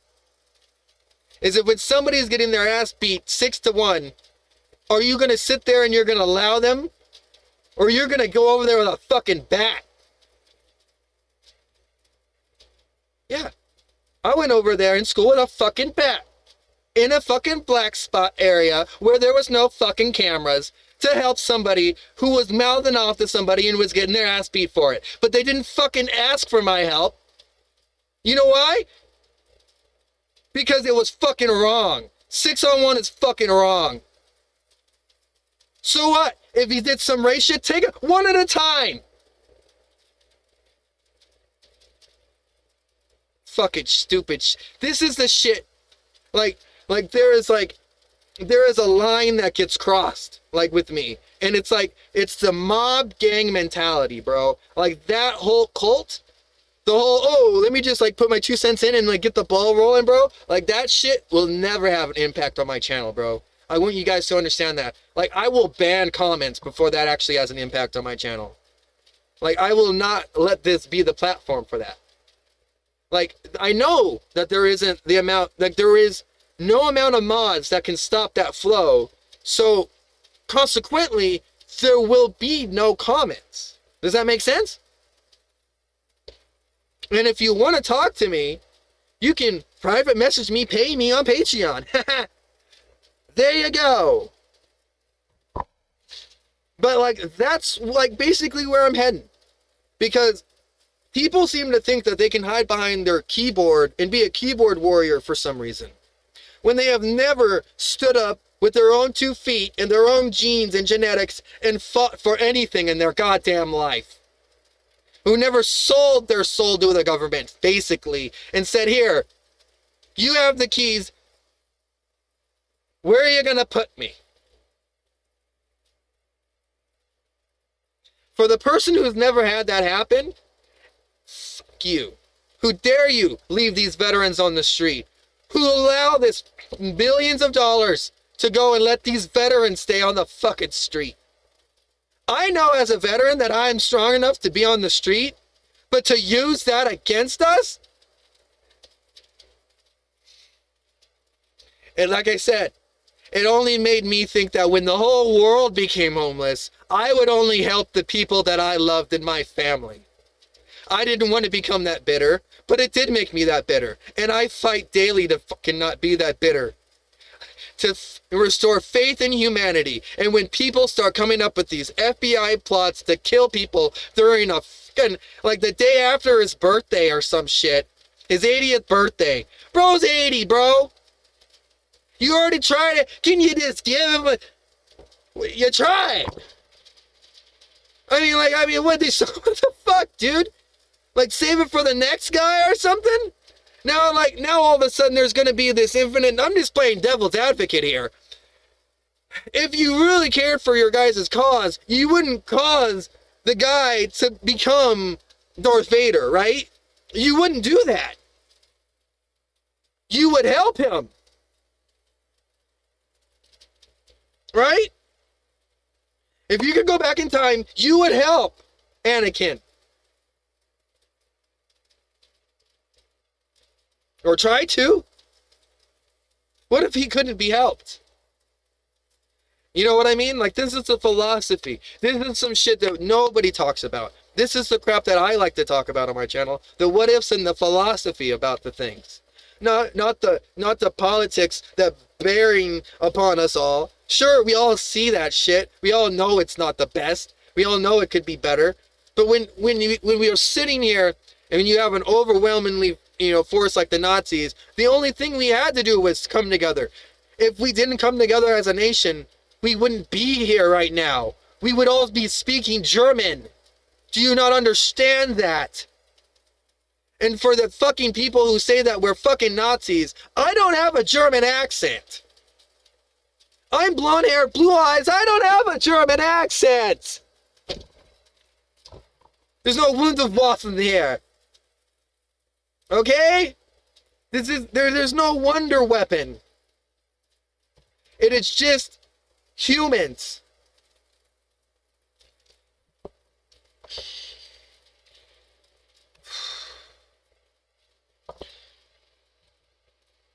And then that breaks my code of knowing that there's aliens.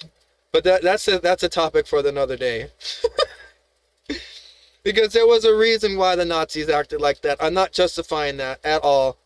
I'm just saying, if you were given a chronovisor to the future to see today, and if you were to say the only way to stop today would be to do this and like manipulate somebody,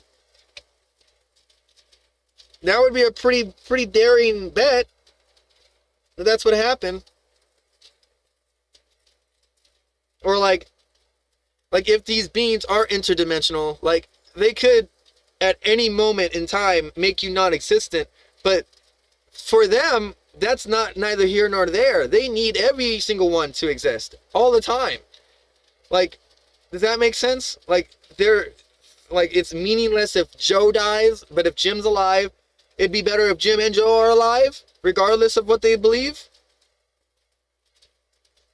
Like I think that's actually kind of like what religion should be preaching, instead of like, oh, we're gonna go kill them, you know, the whole crusade shit and all. Like I get it, bro, but like, but when they come on crusades against you, you better be able to respond, and that's what this whole up and coming arc is in American history, is like, are we gonna allow the pacification of everything that we like knew and behold and loved for just some idea of some external force that we allowed to come in for the sake of migration? Are we going to give up everything? Because in my opinion, in the sake of the founding fathers' opinion, people came here and they assimilated to the culture. We freed the slaves not only because we value the opinion of every single person, but we fought a war to do this. And when people's lives and blood is shed, we honor the respect of our fallen soldiers. So, like, when you guys are coming over and you're trying to taint that, we have every right to be like, you guys didn't come over here and shed the blood for that to change anything. You haven't been here long enough at all to do anything positive. If you've been chanting death to America for 47 years, I mean, how have you done anything positive for America? How are you bringing anything good to the table? How are we in debates and making peace deals with people who have done nothing good for us but say death to America for 47 years? And these are the philosophy things that I wish we could talk about. Because in a world that's normal, you wouldn't have an area that is gung-ho on killing your culture explicitly through religion because they hate you and your religion. Like, there's nowhere there in the entire world that there is a religion based on destroying another religion. Everything that I have been taught in the Renaissance of man, the Black Plague killed a lot of people. Okay? A lot of people didn't have good hygiene. After that, they had good hygiene, bro. They figured it out. They didn't have all these dead bodies. They made the catacombs. They put a whole bunch of dead bodies on top of each other. They didn't know what to do with them all. Okay? That is what the fuck we're getting at. Do you understand what we're getting at? Like, if they're not going to do it to us, if they're doing it to us, like with COVID and shit, like what do you, I just want to be like that. That's the conspiracy of the day. What do you think chemtrails are? What do you think chemtrails are? I know what they are.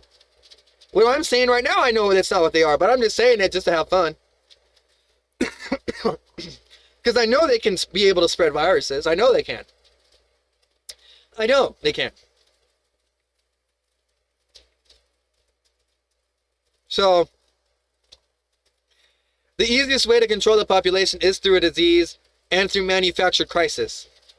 The only way to do that, also to keep the crisis going, if everyone's inside and they're freaking out, how did I get infected? If they can't even go outside and breathe because it's fucking aerosoled into the air. How else do you think everybody was so sick so often? There's no way it could be that transmutable.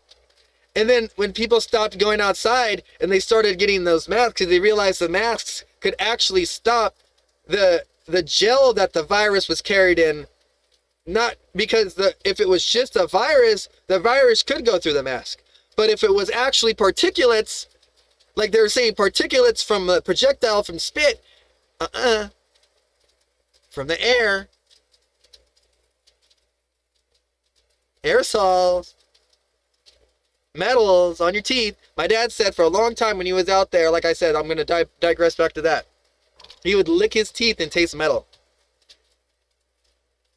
He would taste metal. This was 15 years ago. My dad was telling me, why do I taste metal on my teeth? And these UFO files come out and they say that they're lacing the atmosphere with aluminum and borium dioxide, some other dioxide stuff for phase shifting capabilities to help keep us in our own timeline. so the UFOs can't use their tech, their 1.6 gigahertz tech, to literally mind control everyone. You tell me that. So it's either, are we going to think that the aliens are God and want them to mind control us? Or are we going to want some resemblance of peace in our lives and allow the chemtrails and become our own person, discover ourselves, or die trying because we're so manipulative from what we see? This is such an experiment, the American age and what we're living right now, this 250 years. I just wanted the birthday to be so special for everyone. I wanted you guys to know that from the deep down bottom of my heart.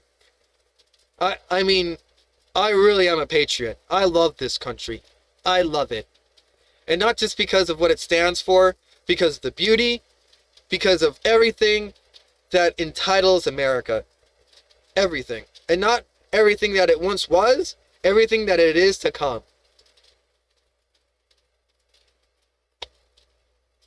We can do it. We the people. I know we can. And we the people, that Constitution can resonate to every single person who is starting democracy around the world.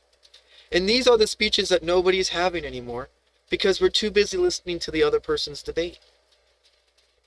We're not allowing the righteousness of democracy, the true democracy, to come out. We're now becoming more totalitarianism and believing in military power than actually voting, because we don't believe that there can be actually voting in elections that are not rigged. And I believe that too, because there are problems with the voting systems. And if it takes 34 days to count the ballots and all the ballots are with one person, that's fucking retarded. Like, I like it, bro. You can have a cutoff time, but no more incoming ballots. No more incoming ballots. How is there incoming ballots? Like, that's the thing. Like, that's shady. Like, there has to be a cutoff time, because anyone, I mean, you should be allowed to count more than just the one day that you got the votes. So make it a day or 2 or 3. Not 34. Make it reliable that it can't be hacked if you're going to upload that shit to the internet, that they can't just change the number, and who's going to know if that number is correct? How is there any trust but verifying? And if there is enough of me asking these questions and enough people go there and they know that there's none, then there will be a system put in place that there is. And that's what needs to happen. It's not that we don't need to vote. It's that we need to fix the voting system. So that, like, purge the system that, like, 120-year-old people aren't voting. That's common sense stuff. Like, it just, that alone, it goes to show you, like, how when people back in the day, they used to do this thing for votes, they used to fight so tooth and nail for the debates because they couldn't get into each person's home. Like, the amount of propaganda that each person was, like, susceptible to was very minimal. And nobody could see the full picture. Now, everybody has the ability to see the full picture, but we're still hoping that we're praying, rather, that there is more people that don't know the full picture, that we can abuse that, ask them for a vote in the other direction that is the one that they're trying to manipulate, you know, to get in their way across. Regardless. Like, either side. I'm not really for either parties. I think the party system is rigged. I think there should be no parties if we can't get a single problem fixed in a term. I think there should be no parties. We're not partying out here in America. We're dying, folks. We're dying. The term party was for a time when you can get together after Labor Day and not wear white and be like, all right, let's go. We all have 3 jobs. It's hard to do anything. And I mean, not me. I know how to be homeless. I did all of that. I beat that. But for everyone and their mother who has to have 3 fucking jobs to support themselves, they're going into a loony bin, and we don't have enough loony bins. Does that make sense? And we don't have enough teachers to teach them that they're kind of okay because the society that they're raised in is fucked. They don't get enough of that. It's just they have to bring that up in their own mind and grow up, as we call it. So who is it to say to grow up when that person that's probably saying grow up hasn't fully grown up yet? Do you see the oxymoronism here? That's the reason why nobody wants to talk about the mental illnesses, because every person has one. Because they've let this go on for so long, and not one person has said something like I have that didn't want to be a part of this shit for eternity. And I have the receipts. So if you're going to sit here and say that I'm not fighting for something, I mean, you're talking to the wrong person. You really are. I will die on this hill gladly. I don't want to, but I will. I know where I stand. I know. People want to say, trust me. I know. I knew aliens before this. Like I said, when I was 13, I was blessed to see this. 13. Anytime I talked to anybody about it, nobody knew anything about it. It made me feel like a fucking lunatic. But I didn't make me think that anything that I saw back then was any less real. I thought to myself, I have a witness. There's no way I can be a lunatic.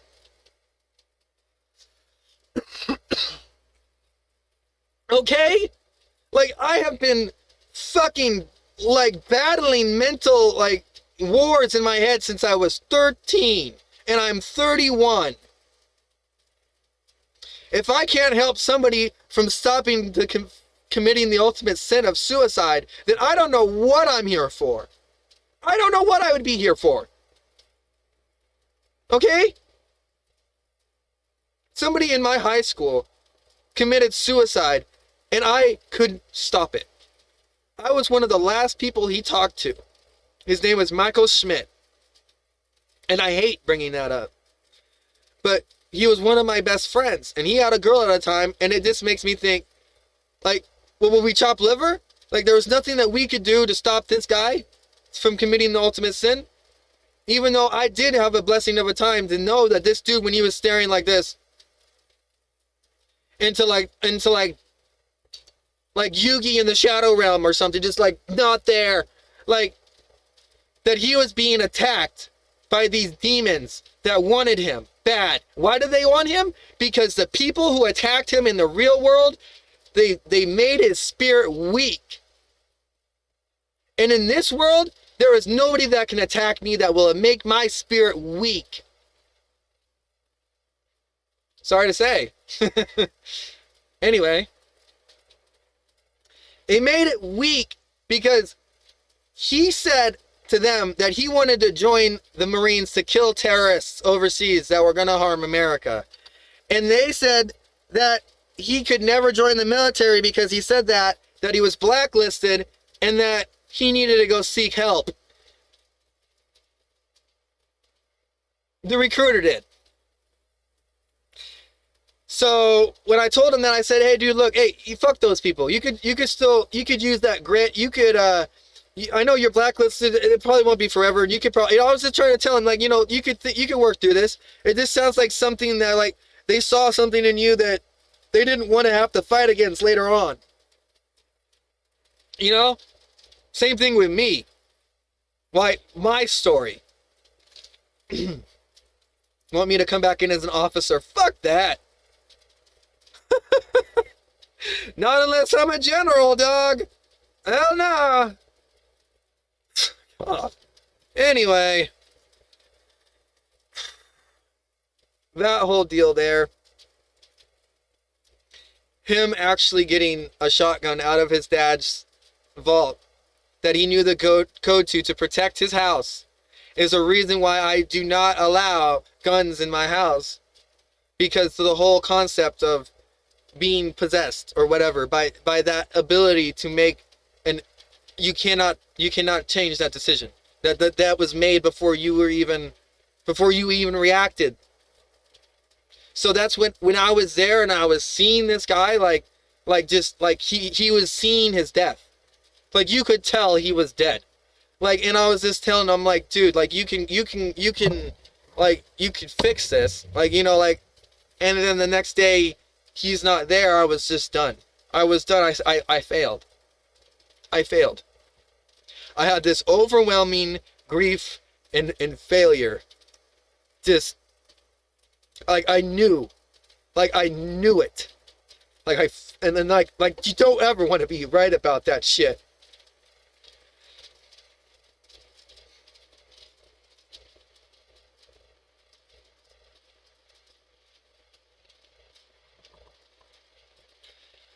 I was having a hard time the week after that. And I did school. One of the only times I've ever did school.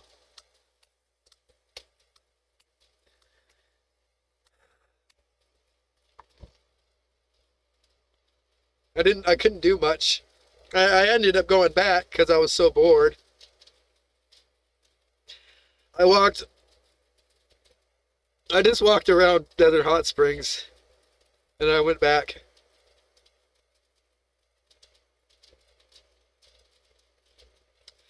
But when I went back, I tried to blend in with the PE crowd, and it worked really well.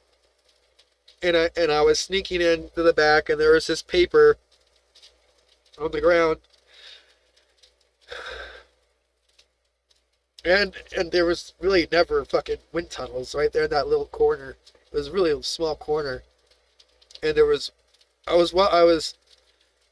trying to get to somebody like that just went in there, so to blend in. So like, everywhere else is locked. You can't get into the school.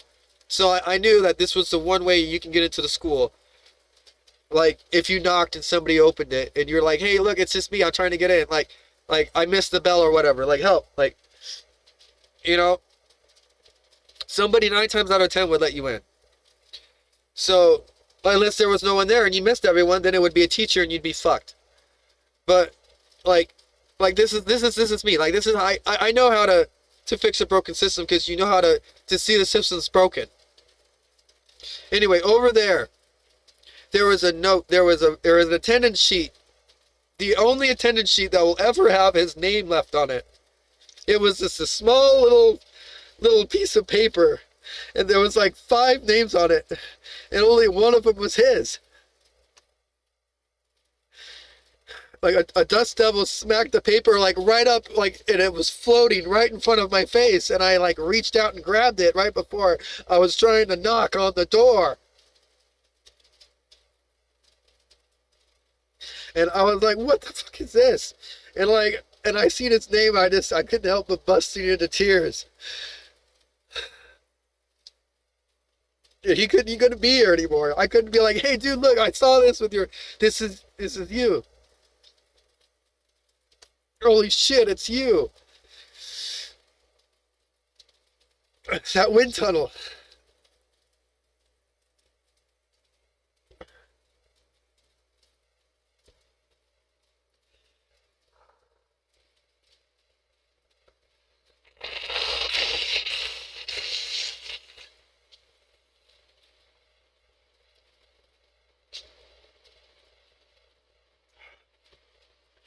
I just knew that in that moment that I had to work to make sure that nobody felt like I felt right then.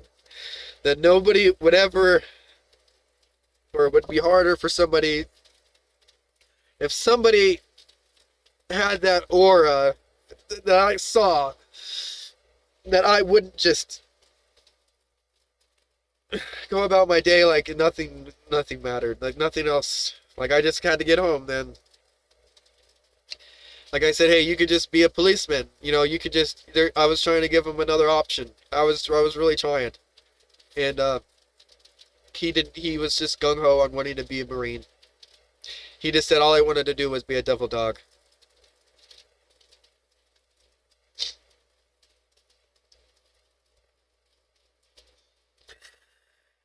And it's just to know how many veterans died on the fucking street.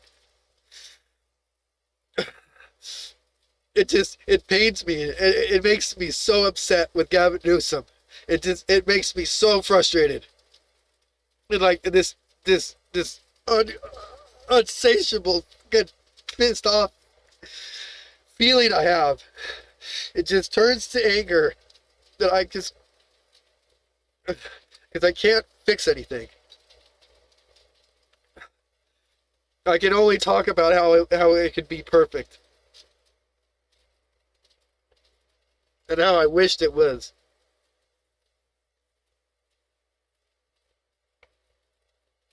So, like, at a very young age, I was very, like, aware at, like, your words, even if you can't find them in the moment, they could mean something to somebody.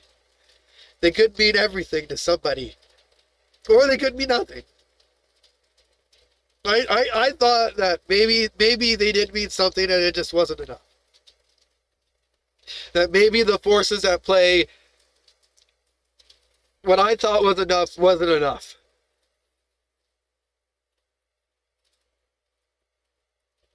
And the only way to be taught that was through his lesson. Make it worth remembering. It was the closed casket.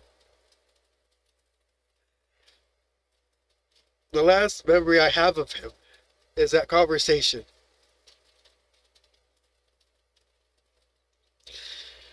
If there's one thing I can make you guys know, don't let that last conversation with somebody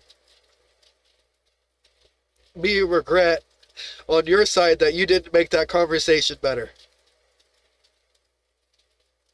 That's all. Suicide isn't a joke.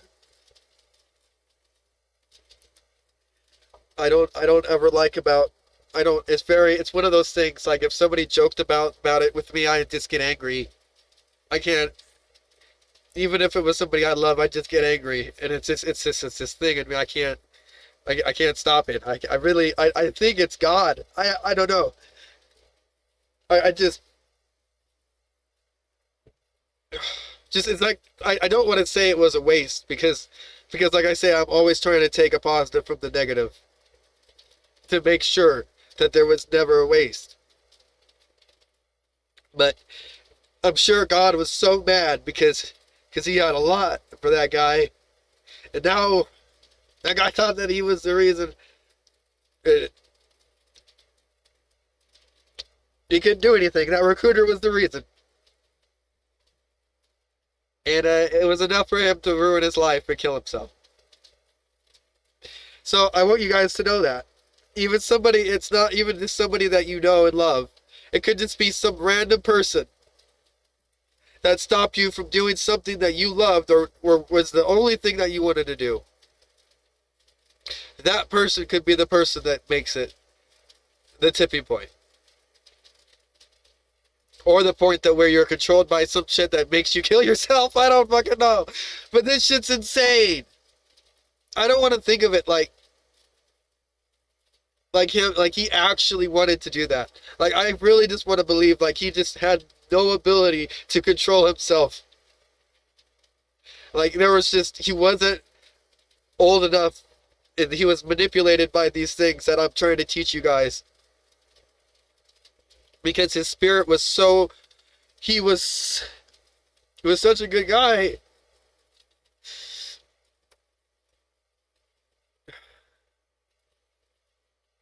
He was such a good guy.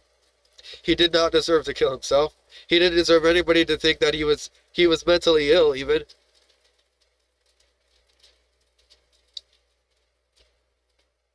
I think not saying that shit, going overseas and killing terrorists, is more of a fucking mental illness than going over there like that and saying shit like that. At least you fucking know he's not gonna kill your fucking teammates.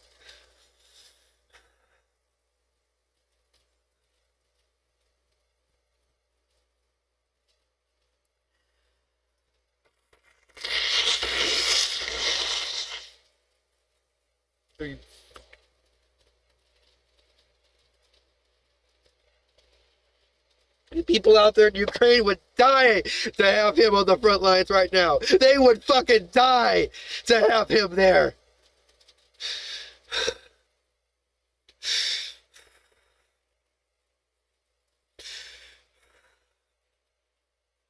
Oh, shit. May his memory be a blessing. Keep in mind that under the Biden administration, millions of unvetted people were released into this country. It would be a very dangerous delusion to believe that these terrorist organizations and countries did not use that open border to bring people inside. Well, I'm reading a little bit more too, Jonathan. This is crazy. It says the one alleged suspect told investigators the goal was to target capitalist elites, billionaires, politicians who received donations from the American Israel Public Affairs Committee. The investigation stretched at least 12 FBI field offices. Thanks to all those FBI agents who thwarted this so that nobody was injured and our president was safe. All right, let's talk about Luigi Mangione. Today he will be in New York State Court for a status hearing. What does this mean? You know, we're going to see a bit about the schedule that will be laid out for his trial. But what we're really looking for now are indications on his defense. He lost a major motion in allowing the gun, his writings to get into the trial. He doesn't have anything on the table to use as a defense except for a potential mental capacity defense, the traditional insanity defense. In New York, they have something called Okay. Here's my thing. Here's my thing. If he had the ability to do an assassination, he is not inept to stand trial alone.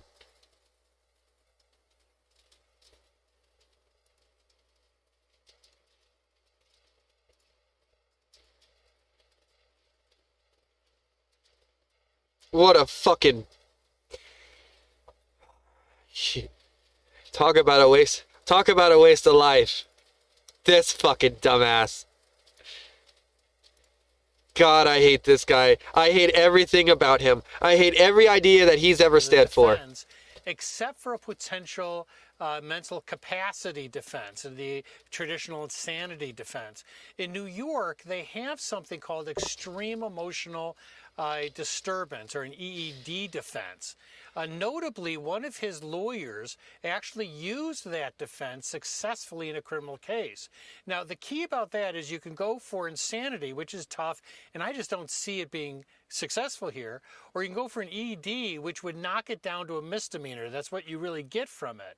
But what is most important is that if they make those types of defenses, they can bring in a lot of his dislike for the healthcare industry. This could be an effort to sort of play on the jury. The healthcare industry is not real popular, and it would allow them to talk more about his grievances from his own involvement with that industry. Yeah, you bring up a good point. The healthcare industry, not really popular, and we live in New York City. This will be tried in New York City. Trial scheduled for September 8th. Given support of Mangione, can you find an unbiased jury in Manhattan? You know, Anthony, this is always a problem with a high-profile case. Many of us have been shocked, even though we've been covering criminal trials for decades, at the level of support for this individual. What is really chilling is that people are not questioning that he's guilty. They're celebrating that he's guilty. They're celebrating that he was an assassin. Does that mean you can't get a fair jury? No, you can. It just takes extra work by the court and by counsel. Oh my God! If we're still worrying about a jury with this assassination, I mean, what are we doing? The bro shot a guy and he's dead. What do you need a jury for? Like, what the fuck, bro? Have given to that crowdsourced defense fund. He's raised $1.5 million. Dude, but like, what I'm trying to say is, all that money should just be given back to them. Like and subscribe for all the Fox News latest on YouTube and catch full shows. Doesn't matter, like, in my opinion. Like, this guy right here, nothing. Means nothing to me. Fox News alert. The Zero. president just landed in France for the G7 with a gift. World peace. Waste of space. That's what he said he wanted for his fucking birthday. assassin. We ended up making a deal. I felt badly that we had to go back on the Fucking attack for 2 ridiculous. minutes, and I thought a third, but we made it before that happened. But I think a lot of great things are going to happen in the Middle East right now, and Very importantly, the oil is plummeting down, and the stock market is shooting up like a rocket today, like record kind of numbers. And the oil has taken its biggest plunge. Oil fell to the low 80s, and the stock market rallied to record highs.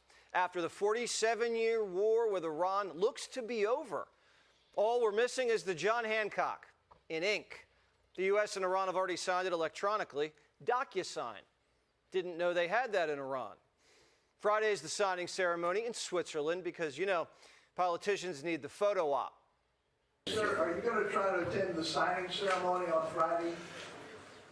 Well, it depends. JD's coming in for it. He was originally going to do it. I'll probably be gone by then. We're having dinner in a day and a half, right? We're going to be staying quite late. So I may be involved, I may not. But JD was coming in for that specifically. The gay Ayatollah has given approval for the deal. We killed his dad and he wants peace. Why? He doesn't have a choice. Being the world's #1 state sponsor of terrorism wasn't working. He was facing economic strangulation, and his nuclear program was basically destroyed. Iran had lost its leverage over the Strait. Project Freedom was shepherding over 7 million barrels a day through Hormuz, right under their noses. They couldn't do anything about it. I think your viewers need to remember, Project Freedom never stopped, and we've run 125 million barrels of oil through the Straits, and Iran couldn't do anything about it. Yeah. How many ships from Iran have transited our blockade? Zero. We have controlled the Straits this entire time. The 2 days of airstrikes last week pushed the enemy over the edge.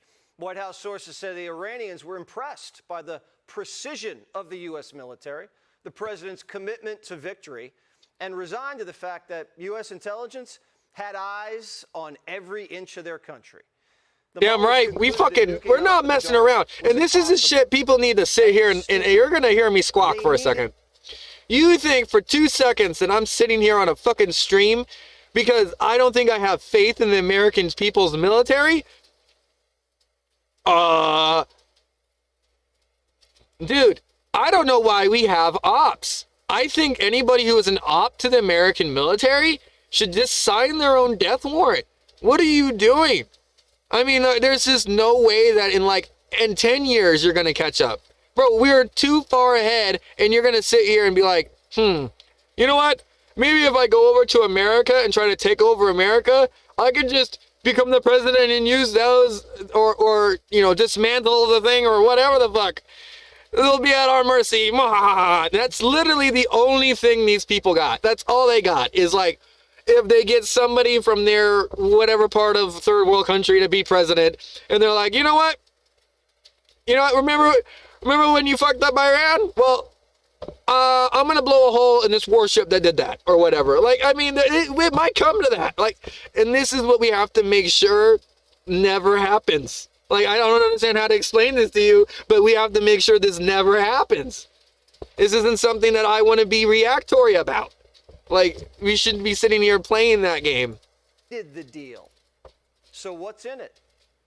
The main thing is that Iran will not have a nuclear weapon.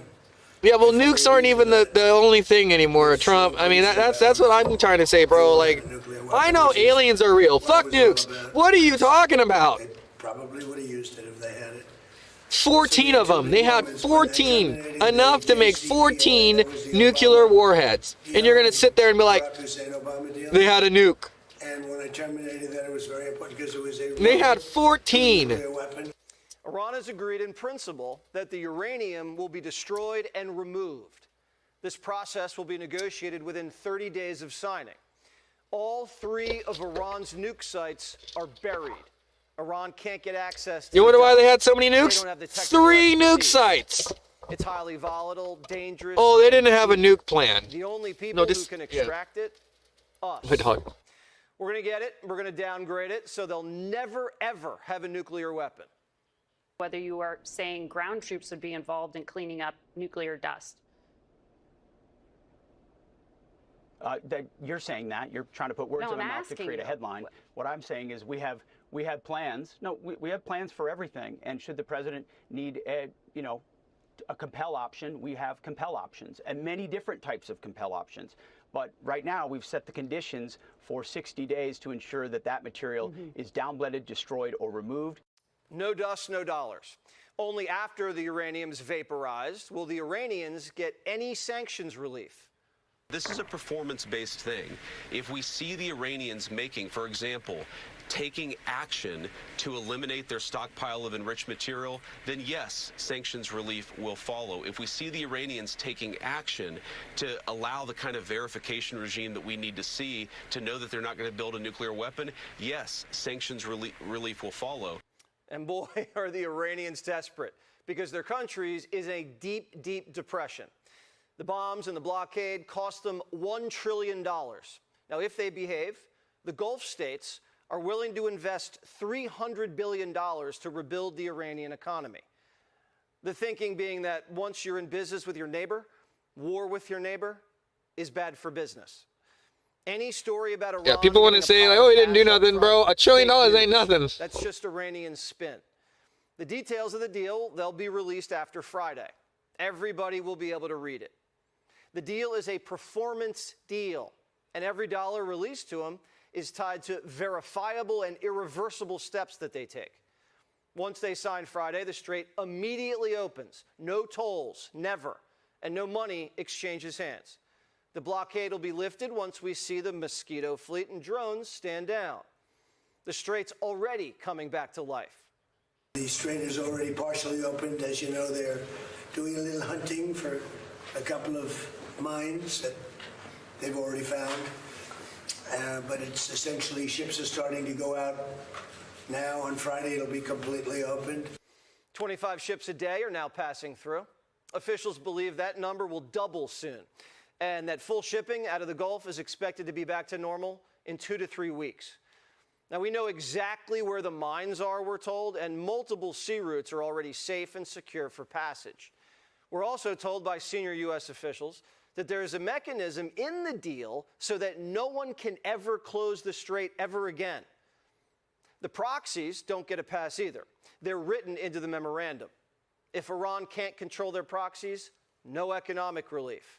They'll have to keep Hezbollah on a leash. But if Hezbollah attacks Israel, Israel can hit back, plain and simple. Speaking of Israel, this deal wasn't without a few bumps in the road. When Israel struck Beirut, Trump told Netanyahu, "What the F are you doing?" and told Fox, Bibi should not have done what he did. Our military force posture will remain in place until the uranium is removed and the final deal is signed. The United States is, for the first time ever, has a direct line to Iranian regime leadership. And we feel confident that their behaviors change. And if it doesn't, the president has tools. What the president really wanted to do, not just with the last 6 weeks, but really the last year and a half of Iran policy, is to get us to a place where we could change our relationship fundamentally with the Iranians and ensure that they never have a nuclear weapon. We feel that we're at that place now. We're, of course, going to continue to verify that, continue to negotiate and talk to the Iranians. But this is a big day for the American people, a big win for everybody in the Middle East. Democrats are downbeat on the news that we won the war and are securing the peace. Hip sounds like the gay Ayatollah. This reckless and costly war of choice has been a disaster as it relates to strengthening the national security of the American people. Things aren't better for us, they're worse. In fact, Iran is stronger right now. The president's timeline for the excursion was quite accurate. Oil and gas prices are coming down, and we're on the precipice of hopefully a regional peace deal. This all done without ground troops. The combination of an aerial campaign and a naval blockade got the job done decisively and overwhelmingly. This is one of the greatest military campaigns in American history. Barack Hussein Obama, hardest hit. It is doubtful that any agreement that arises is going to be significantly different or a significant improvement from the deal that we had in the first place. There are a lot of differences between Obama's deal and this. The Ayatollah is dead, so's their military. Their proxies are covered in this deal. The Gulf states have skin in the game. We're getting the uranium, there's no enrichment, no stockpiling, and we can inspect whenever and wherever we want. And we didn't even have to bribe them. The Obama Library might need to do some renovations. Be sure to like and subscribe for all the Fox News latest on YouTube, and catch full shows streaming now on Fox One. We are going to cut into this because it appears that the DOJ is getting ready to start this press conference now on announcing charges on Antifa-linked groups in Minneapolis. Let's go ahead and listen in live. Today, I can disclose to you further actions by federal law enforcement in combating that violence. Last year, President Trump issued National Security Presidential Memorandum 7, which directed the Department of Justice to prioritize politically motivated violence. To accomplish that mission, the Deputy Attorney General stood up Joint Task Force Vanguard to enforce a national security strategy to investigate, prosecute, and disrupt those who engage in political violence and intimidation. Today, a federal indictment was unsealed, charging 15 defendants with conspiracy to impede or injure federal officers and other charges related to efforts of 2 Minneapolis-based Antifa groups that violently opposed the enforcement of federal law in our state. The defendants are members and associates of Direct Action Minnesota. They are charged with conspiracy to impede or injure a federal officer, solicitation to commit a crime of violence, interstate threats, interstate stalking, assault on a federal officer, and destruction of government property.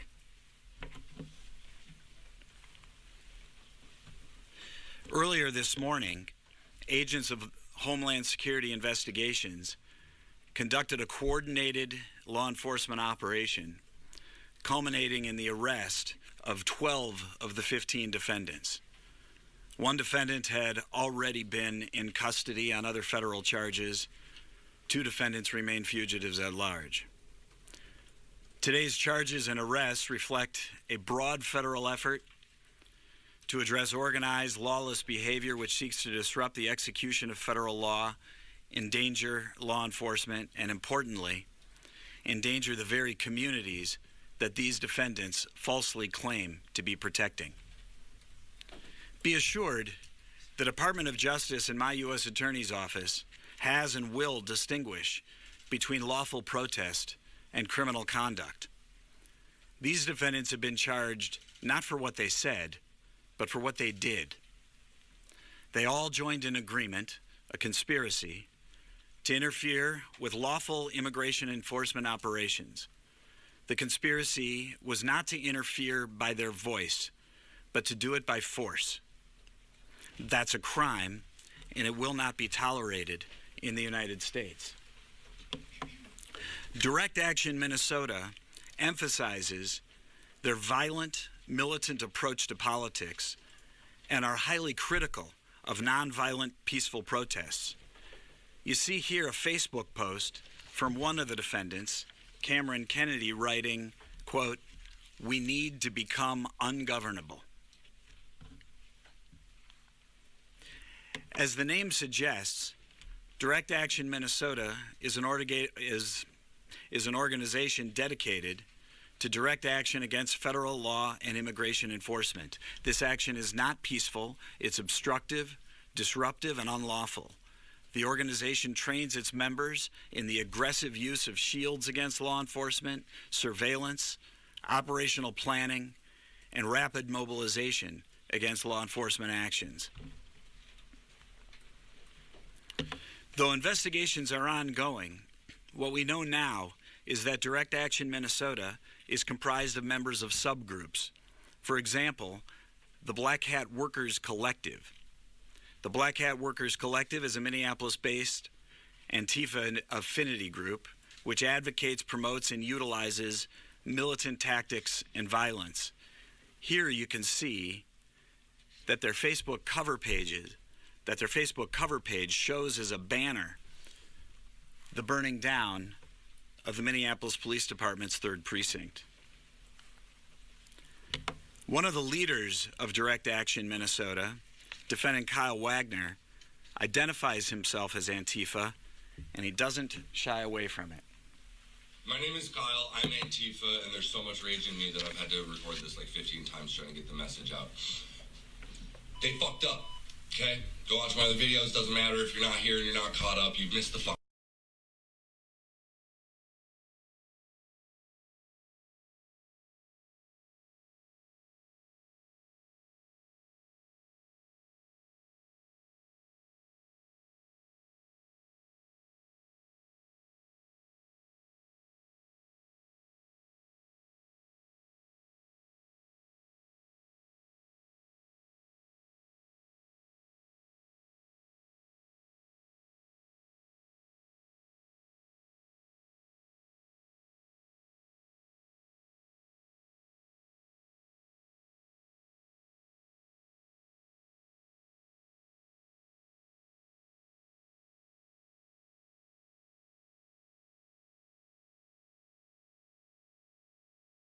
All right, we're going to leave the audio down for a little bit. This announcement or this video that's being posted is a lot of profanity, so we're going to wait until this wraps.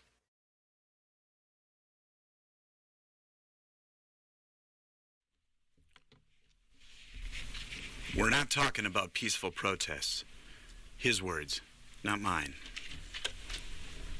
During Operation Metro Surge, Direct Action Minnesota infiltrated and exploited lawful protests to more efficiently carry out its unlawful direct actions, targeting operations involving ICE as well as other federal law enforcement,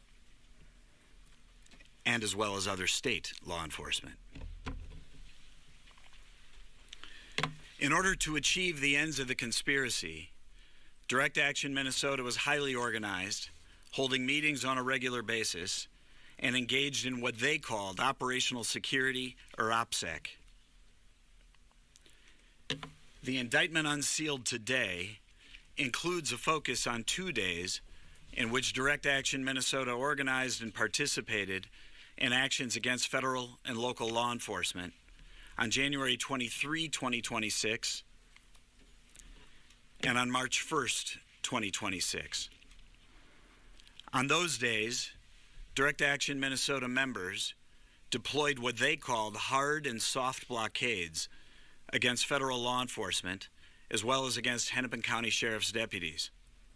Direct Action Minnesota shut down operations at the Federal Whipple Building, a government building just north of the Minneapolis-St. Paul Airport and the main hub for several federal agencies. Members of their hard blockade team used vehicles, RV trailers that they would overturn, check hedgehogs, and ice blocks that they would throw at law enforcement to obstruct roads used by law enforcement near the Whipple Building in order to impede the movement of law enforcement. Members of their soft blockade team used homemade shields constructed from plastic, wood, and metal to physically resist the efforts of law enforcement and to aggressively break through teams of officers on foot.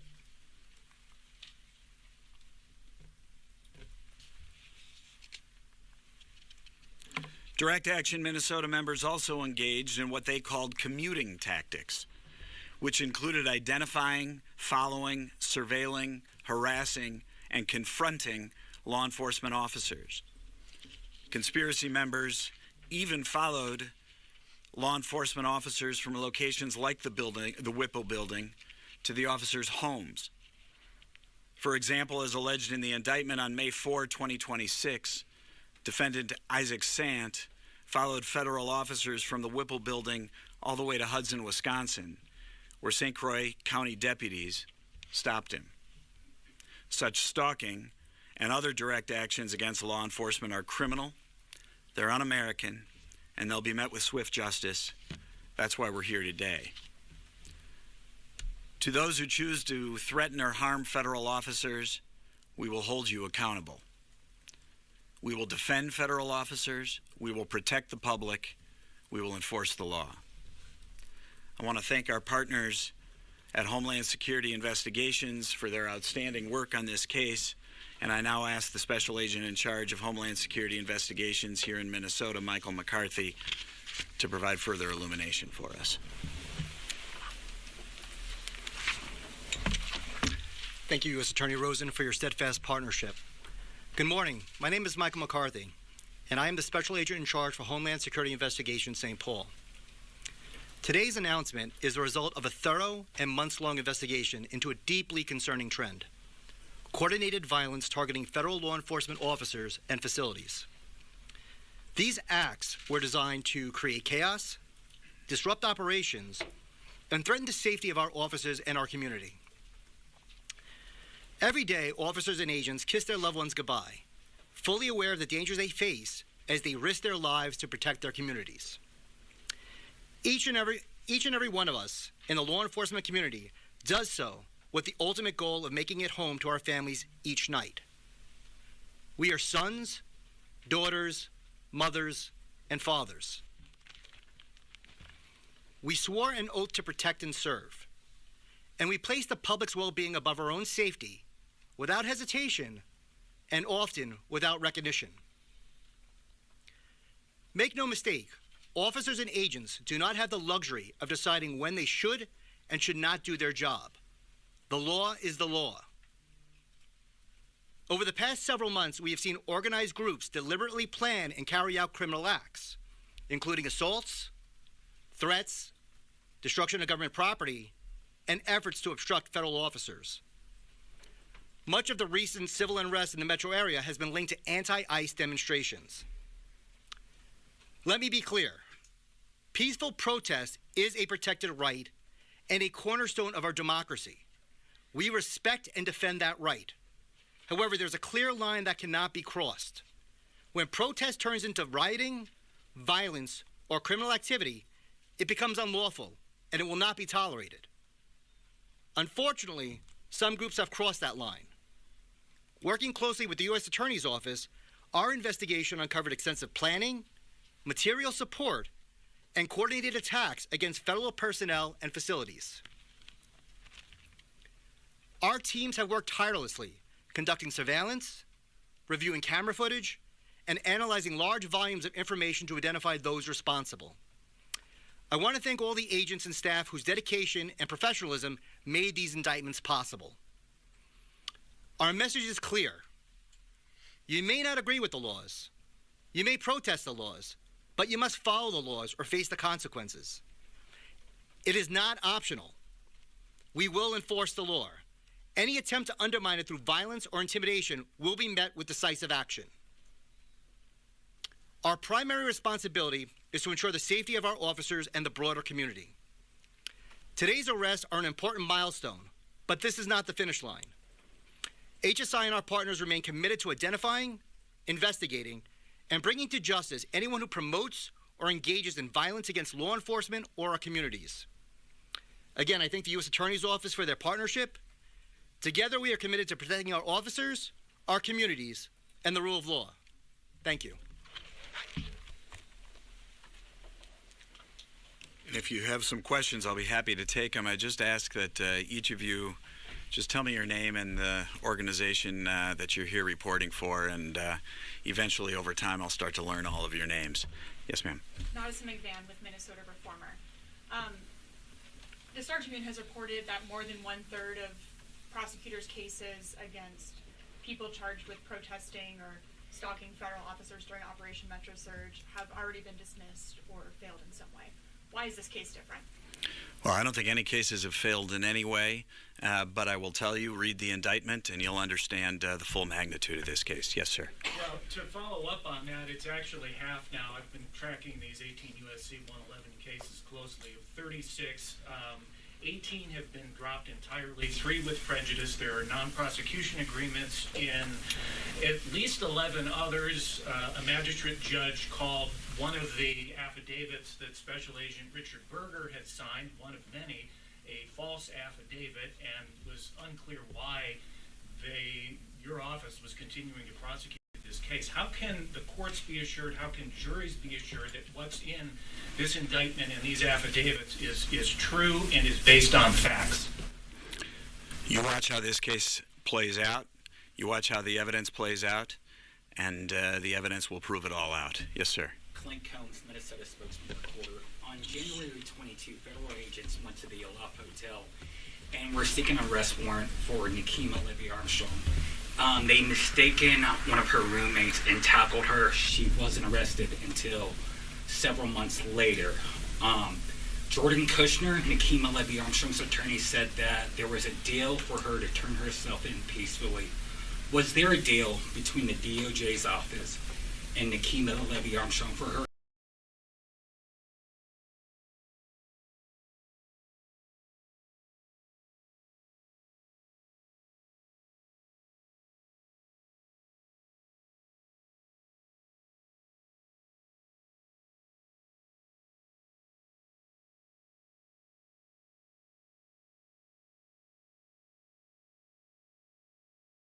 Something happened at President Trump's UFC Freedom 250 event on the White House South Lawn that the press still cannot control.